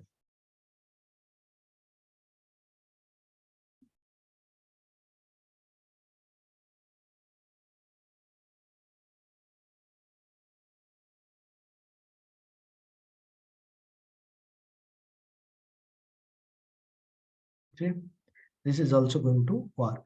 So basically you should have the navigation property in the principal entity or in the dependent entity to make the relationship, right? So it is also possible that you can make the foreign key from here, or you can also make the foreign key from here also, right? But the thing is that if you do not have the standard and what I can say, these properties, then what is the problem? The problem is that while fetching the data, how you can store the data. If you are having the standard property here, then whatever the information of the student, right, along with the standard information, you can fetch the data, right? And if you have this property, then while fetching the standard, right, a particular standard data, along with how many students belongs to that standard information, you can also fetch here. But if you remove this thing, then how you will fetch those students or standard information? You cannot fetch, right? So we are making the inheritance, we are making the relationship because we want to fetch the data by the relationship manner, right? So the relationship means I'm fetching the student information along with its standard information. If standard property is not there, then how I can fetch that information? Understand now? Yeah, I got it. Right. So the next one, what we are going to discuss, most probably the last topic for today's session, is index attribute, right? So can anybody tell me what is index?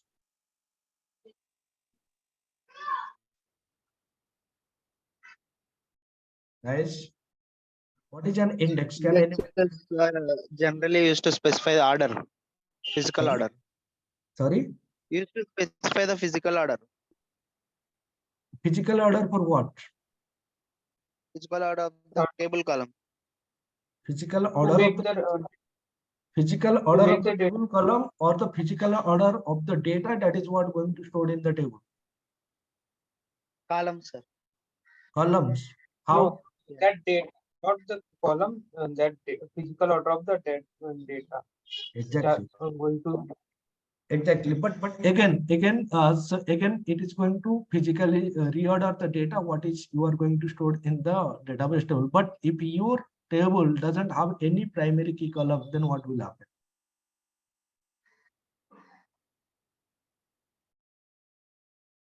Understand my point, my question? It will give error as a compilation if you don't have primary. Why it will give you error? I'm not talking about, see, I'm not talking about entity framework and C# point of view. I'm simply talking from the database point of view. If I create, can I create a table without primary key? Yes. Yeah, And if I create a primary, if I create a table without primary key, does it going to reorder the data? no. No. That means if you created a index, then only it is going to reorder the data, right? Yeah. But what else, right? Suppose I'm created a primary, I'm created a table without a primary key, but later I created an unclustered index on a different column, right? Then what will happen in that case? Does it going to reorder the data in the table?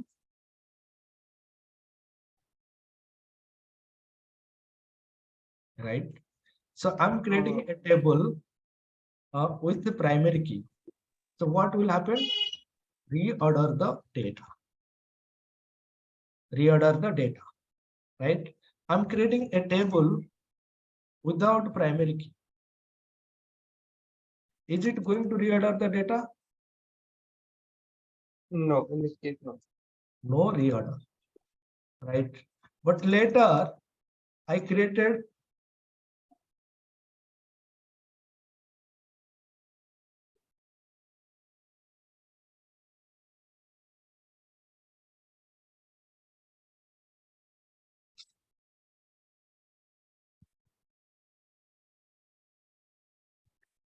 In this case, is it going to reorder the data?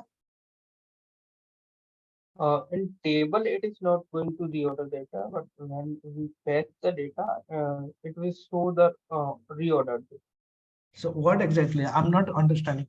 I'm creating a table without primary key, but with one non-clustered index. So in this case, the data in the table is going to be in a particular order or in unordered. Unordered. Unordered, right? Then what is the use of that index?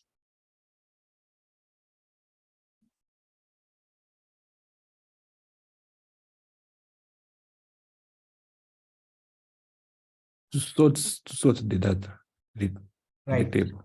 So basically you need to understand two things. How many types of indexes are there? One is clustered index and another one is non-clustered, Non-clustered. right? Clustered index means physically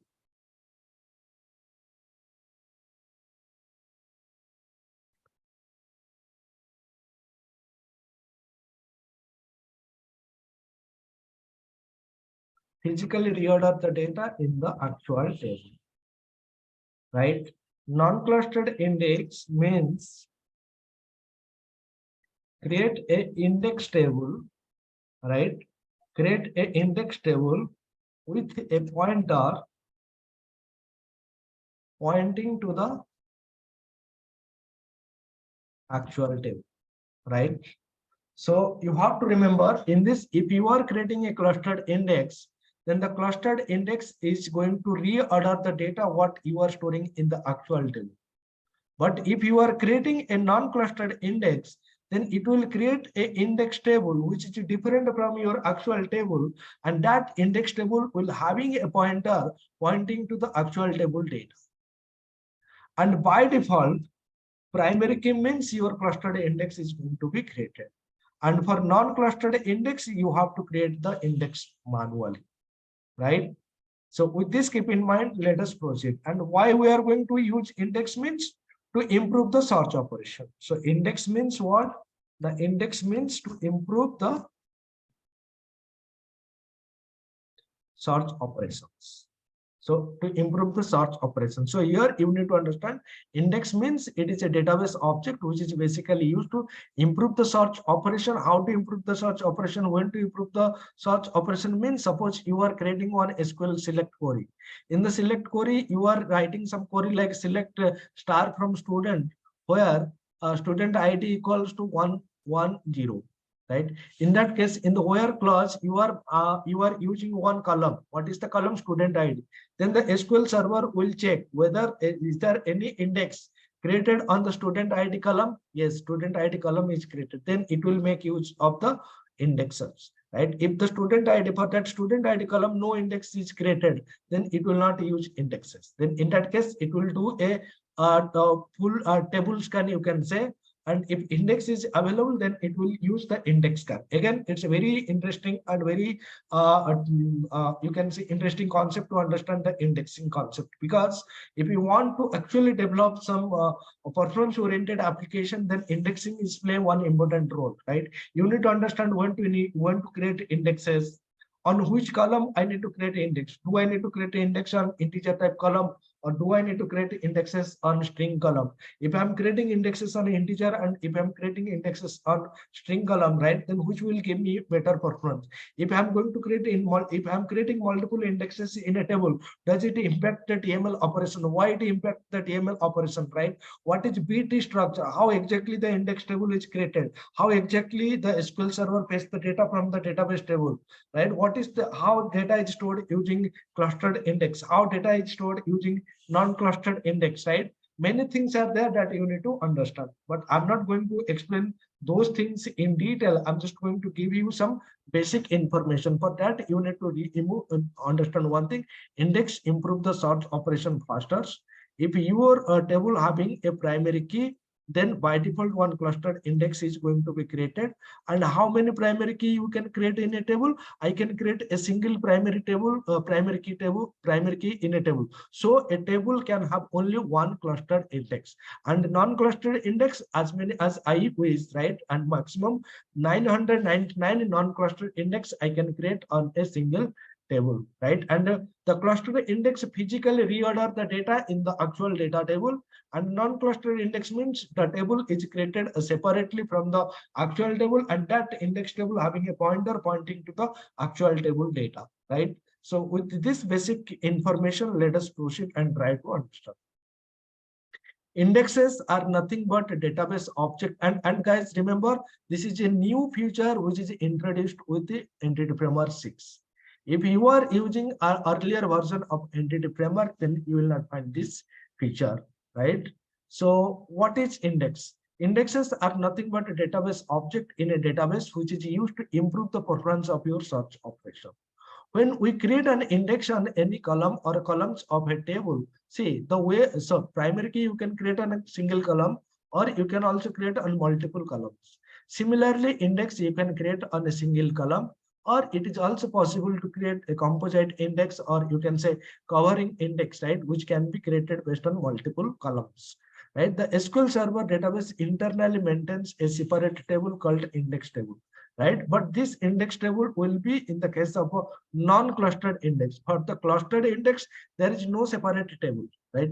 And when we are trying to retrieve the data from the original table, depending the index table, SQL Server directly goes to the original table and retrieve the data very quickly, right? So clustered index means already the data is reordered, so no need to do anything special. But for non-clustered index, it is created as a separate table where it will store the data based on the particular ascending or descending order of that particular column, and that particular column will having a pointer to the actual table row number, right? And then by taking that row ID, it will go to the actual table and it will fetch the data, right? For better understanding, so what I can say you, I've written many articles related to index. So you can go and check those things if you really want to learn indexing, right? So, right. So what is index? How the data is stored, right? What is root node? What is leaf node? What is non-leaf node? How page splitting is happened, right? Clustered index. Then you will see something called a non-clustered index, right? So clustered index, non-clustered index, how index impacted DML operations, right? SQL Server unique index, what is group by. So if you want to learn these things, then I would suggest please visit the link, and please visit those tutorials which I have specified. Let me put that in the chat box so that you can copy this and you can visit and you can learn more about indexes, right? Now, so how to create a index means this is the syntax, and this syntax is not related to your entity framework. This is the syntax which you can use on SQL Server, right? Create cluster unique index. You have to specify the index name on table name and column list. You can specify one column or multiple columns. When SQL Server uses index, as I mentioned, right? Whenever you are writing a query, and if your query contains some where or order by clause, and in the where clause, you have to specify some column name, right? Then SQL Server will check whether the column what you specified in the where clause having any indexes or not. Indexes is created on that particular column or columns. Yes, indexes is created. Let me use that index to fetch the data very frequently. And same in the case of order by clause, right? And indexes can really improve your overall application performance when search operation come into the picture, right? And then how many types of indexes? As I mentioned, there are two types of indexes, clustered and non-clustered, right? For table, one clustered index is going to be there, and that is going to be created by default when you create the primary key column on a table. And clustered index physically reorder the data, right? If you are creating one index on the student ID column, and if you are entering one record with student ID 5, second record with student ID 1, third record with student ID 2, fourth record with student ID 6, if you are entering the data in a random order, but when you verify the database table, then you will see that the data is going to be stored in a particular order, like 1, 2, 3, 4, 5, 6, like this. And this is the beautifulness of a clustered index, right? So the second thing that you need to understand, it is always not possible that using the primary key column, I can fetch all the data. For example, if your table containing some employee information, right? Employee information in the employee ID, employee name, employee gender, and employee department. And in your table, there are 1,000 records, and out of 1,000 records, some 400 belongs to IT department, some 400 belongs to employee, 400 employee belongs to some sales department, some 15 employee belongs to HR department, some few employees belongs to a different department. Now your requirement is only to fetch the employees who are working in HR department. Then in that case, you cannot use the employee ID column here in the where clause. In the where clause, you need to use the department name and you have to specify IT. So in this case, it will not make use of the index which is created on the employee ID table, right? Then in that case, it will state what is the column you have specified in the where clause. I have specified the column department name. Is there any index created on the department name table? No, there is no index. So in that case, it will check all the tables, all the data from top to the last one by one, and then it will return the data.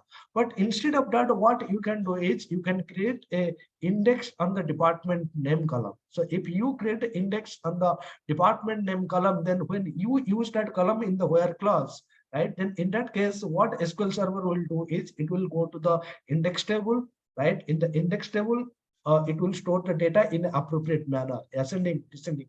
That means all the IT department employees are in one place, then HR department, then the sales department, and then other department. Then from that, it will check the range. Yeah, these are the IT department employees. Okay, so it will get the ID row ID, and it will directly go to the actual table and paste the data. So in that way, it will improve the application performance. But again, as we told, a table can have only one clustered index, which is created on the employee ID column. Now, if you want to create an index on the employee department name column, then how you can do this? Then you cannot create another clustered index. For that, you need to use non-clustered index, and there is no restriction on the number of non-clustered index. Yes, there is a restriction, means you can create maximum 999 non-clustered index in a table. So this is how you can fetch the data, and this is the difference between clustered and a non-clustered index. Again, when you are creating the clustered and the non-clustered index, if you want to make that index column as a unique column, then you can use the unique option. And by default, it is non-unique. And if you want, then you can also create the index as a unique index, right? And how index affect the DML operations, right? So see, whenever a product come into the market, that product having some advantages as well as some disadvantages. You can take anything into consideration, right? Advantages and disadvantages should be there. And index is a feature, right, which is provided by databases.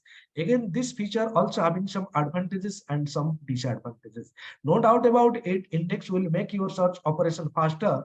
But if you create more number of indexes on the table, then the downside is also there. What is the downside? Suppose when you create the index, the data is going to be stored a particular order. Now from the table, you are updating some data.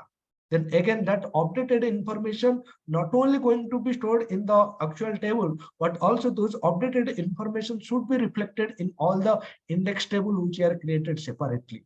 If more number of index table are there, that means it will take more time to update all the index tables, right? So if you are performing insert, delete, and update operations, then it might be affect those insert, update, and delete operations, as internally it is going to make the index table to reflect the changes, right? So if you are using the index, you have to use index very carefully, because it is not only that I'm always going to do the search operations.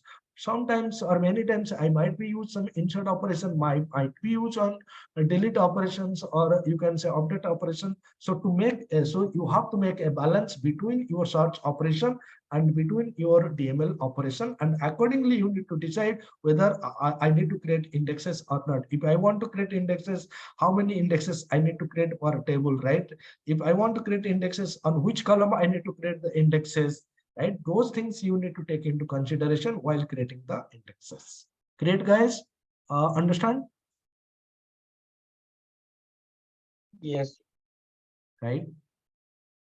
Then the next thing what we are going to discuss is how to create indexes using index attribute, right? Now, if you go to suppose, okay, now let me show you the class first. Okay, let me go to the index class, right? So you can see there are three constructors available in this class. So one doesn't take any parameter. In this case, what will happen? It will create the index with the default name. What is the default name?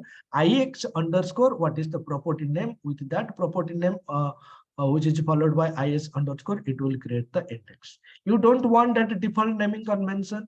You want to you want to use your own index. Yes, I want to use my own naming for my index. Then you have to use this overloaded version. Here you need to specify what type you want to provide for your index.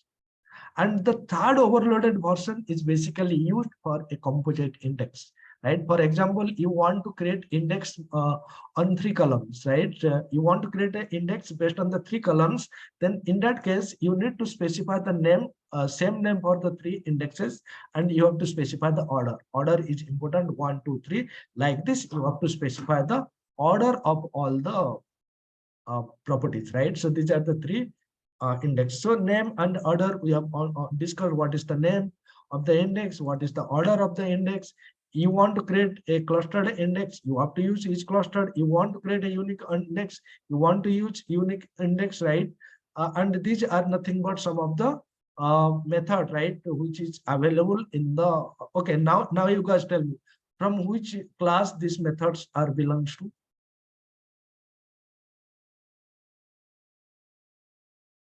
Object. Exactly, object class. So these are some object class method which is overridden here, right? Now let us see how I can use these index constructors and other properties to create indexes, right? So by default, indexes are not going to be created by the entity framework. If you want to create index, yes, by default, one index is going to be created, that is clustered index, the way we created in our database, right? If you mark any column as primary key column, then one clustered index is created. The same way, in this case, student ID will be marked as the primary key column, and in this case one clustered index is going to be created. And in this case, the registration number, I marked this as an index attribute. So in this case, one index is going to be created on this column, right? So in this case, as I'm using the default constructor, then what should be the name of this index? So ix underscore registration number, right? Now clear, guys? Yes. Right. Now let me run the application and see whether the index is created or not.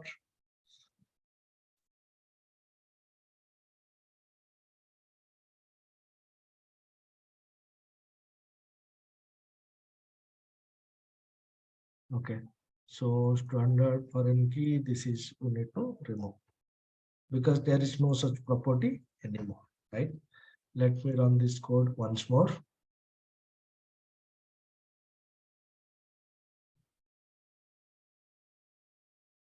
Okay.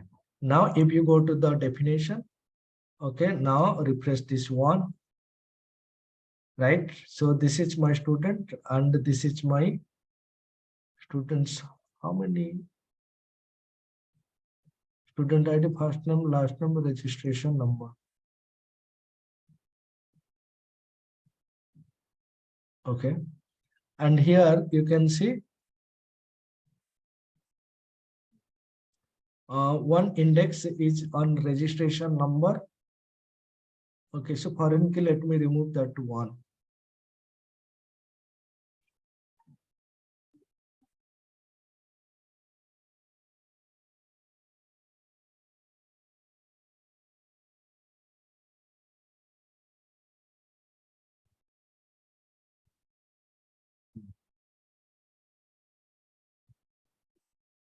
Hmm.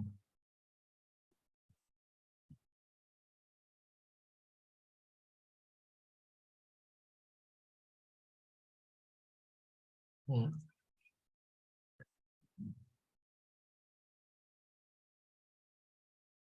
Right, so you can see now it is having 4 columns. I have just removed the foreign key relationships, right? Because I just want to keep focus on the index. I don't want to mix up all those things. So this is created with 4 columns: student ID, first name, last name, and registration number. Student ID, first name, last name, and registration number. Student ID, it is the primary key, and student registration number, it is just a column, right? Now, if you go to the index, then you will see 2 indexes. What are the indexes? One clustered index, which is created by default on the student ID column, and another one is another index is created on the registration number. You can see IX underscore registration number, and this is going to be non-unique and non-clustered, and this is going to be clustered index. So by default, if you use the index attribute, then it is going to create the index with the name IX underscore what is your property name. Clear? Yes. Right. Right. Now, if you do not want this default naming conventions, right, you want to give your own name, then that is also possible. You don't want IX underscore registration.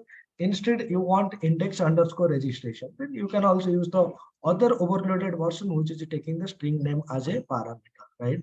With this change, now run the application, and you will see that IX underscore registration will be replaced with the index underscore registration number in the database. Now, if you refresh this folder, right, database, right? So if you go to the index, you can see index underscore registration number. Clear? Right? And you want to make this as a unique index, right? That is also possible. Is unique, is clustered, you cannot use is unique, is unique equals to true, right? If you want to make this as a unique index, then you have to pass this is unique equals to true, right? Now run the application, and currently you can see this is a non-unique index, right? Now, once the application execution is completed, now refresh the database table and just check the index is going to be created as unique index. But now, if I want to make this as a clustered index, then what will happen is clustered equals to. So in this case, what will happen? Can anybody tell me? Can I create more than one clustered index in a table? No. So do you have an existing clustered index in the table, Yes. which is created on the student ID, because this is the primary key. Primary key means mandatory one clustered index is going to be generated by entity framework. And one clustered index is there. And again, I'm trying to mark this column as the index column. So in this case, it will give us one runtime error that you cannot to make more than one clustered index in a table, right? So cannot create more than one clustered index in the table. So in a table maximum, how many clustered index you can create? You can create maximum one clustered index, right? So this is what you need to understand. And that is by default created when you created on the ID column. And again, in .NET framework, you can create clustered index only on integral data type. You cannot create index on the string data type. Suppose I want to make this as a index, right? I want to create index on this column. Let's see what happens. This is a string column. This is not an integral column, right? Let me run the application and see what happens.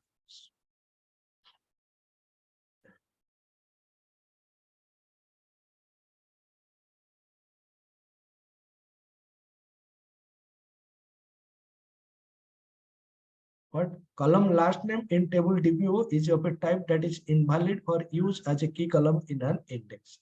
That means what? That means you can create index only on integral type column. You cannot create index on string type column or barcode type. So you have to use integer, decimal, all those things to create the index. Understand?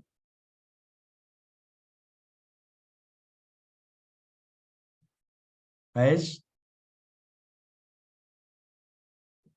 Yes, hello. sir.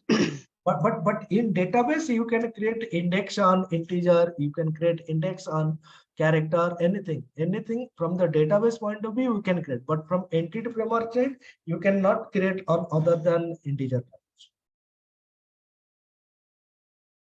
Now what is my requirement? I want to create a composite index. Composite index means index based on multiple column. And for that purpose, what I have to use, which overloaded version? I have to use this overloaded version, that is string name and integer order. So what I'm using, I'm providing the index name. This is my index name, and this is my order 2, and this is my order 1. So I'm applying the same name to both the registration number and the roll number. So in this case, index will be created on the student ID, and another index will be created with the name, index, roll number registered, and that index will be created based on these two columns. Right now, let me run the application and show you the things.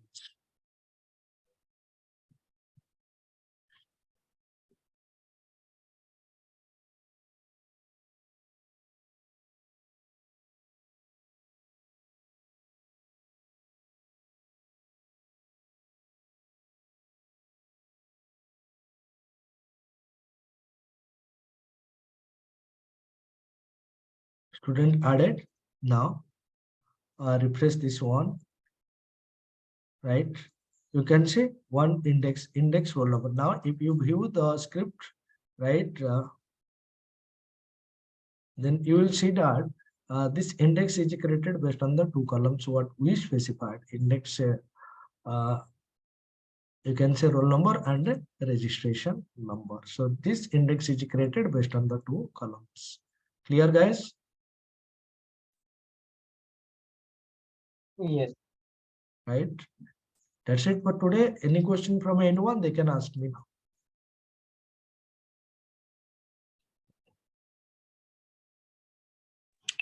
now. So just one question. This attribute routing or like data annotation. So is it only in the case of entity framework and web? You said it is also there in web API and stuff. Can we use normal classes? First of all, in entity framework, you need to use those attributes which should be understood by entity framework. Here, if I'm going to apply some kind of filter, right, that route attribute, does it make sense to use route attribute here? No. If I'm using this index attribute or table attribute or column attribute in web API controller, does it make sense? No. That means you have to use those attributes which make sense for that particular scenario.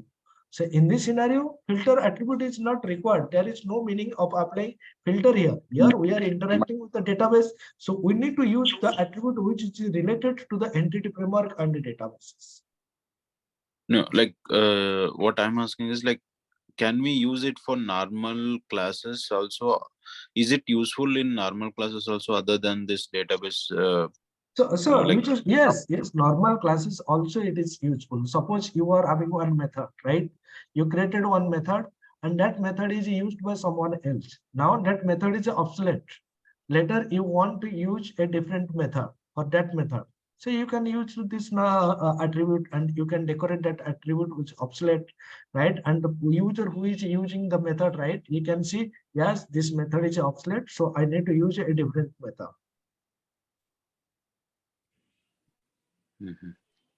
Right, so it's possible. So for that purpose, what you need to do, you need to create the attribute inherited from the attribute class, and you can implement by your own. okay, so we need to like study where and all we need to use this data annotation, but it can be used throughout all C# classes, is it? So yeah, I'm saying this thing. It is not specific to entity framework, right? It is specific. You can use this in web API. You can use this in MVC application. You can create your own classes, own attribute, own implementation. That you can do this, but it doesn't matter, right? See, if you are creating if you are creating your own class, what is the meaning of applying any kind of attribute to that class? No, I'm just asking, is it possible? Yes, it is possible. See, I'm saying, suppose this is my student class, right? So forget about the entity framework, right? Already I have shown you. Suppose I'm creating some class, public class, right? Some class, right? So here I'm having one constructor, public, some class constructor, right? So here, if I decorate this class with this class, it will give you some kind of compilation error. But as soon as I make this class inherited from attribute class, then that error is going to be gone.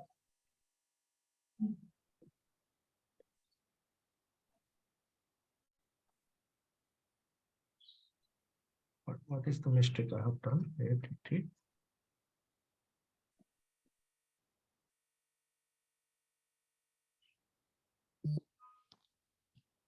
Right. So now I can decorate this class here. But what is the use in this case? You can do this, but if there is some specific use, then you can do this. Otherwise, there is no meaning of decorating like this. Clear? This sum class is not defined in any namespace. This class we defined only now. And we use this class here. If you do not want to use this class here, you can also declare. You can use that class here also.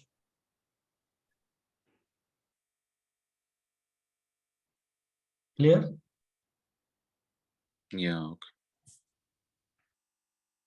Okay. Any question from anyone else? No. Okay, fine. Next class is on Monday, and I will try to complete this annotation part on Monday. Thank you, guys.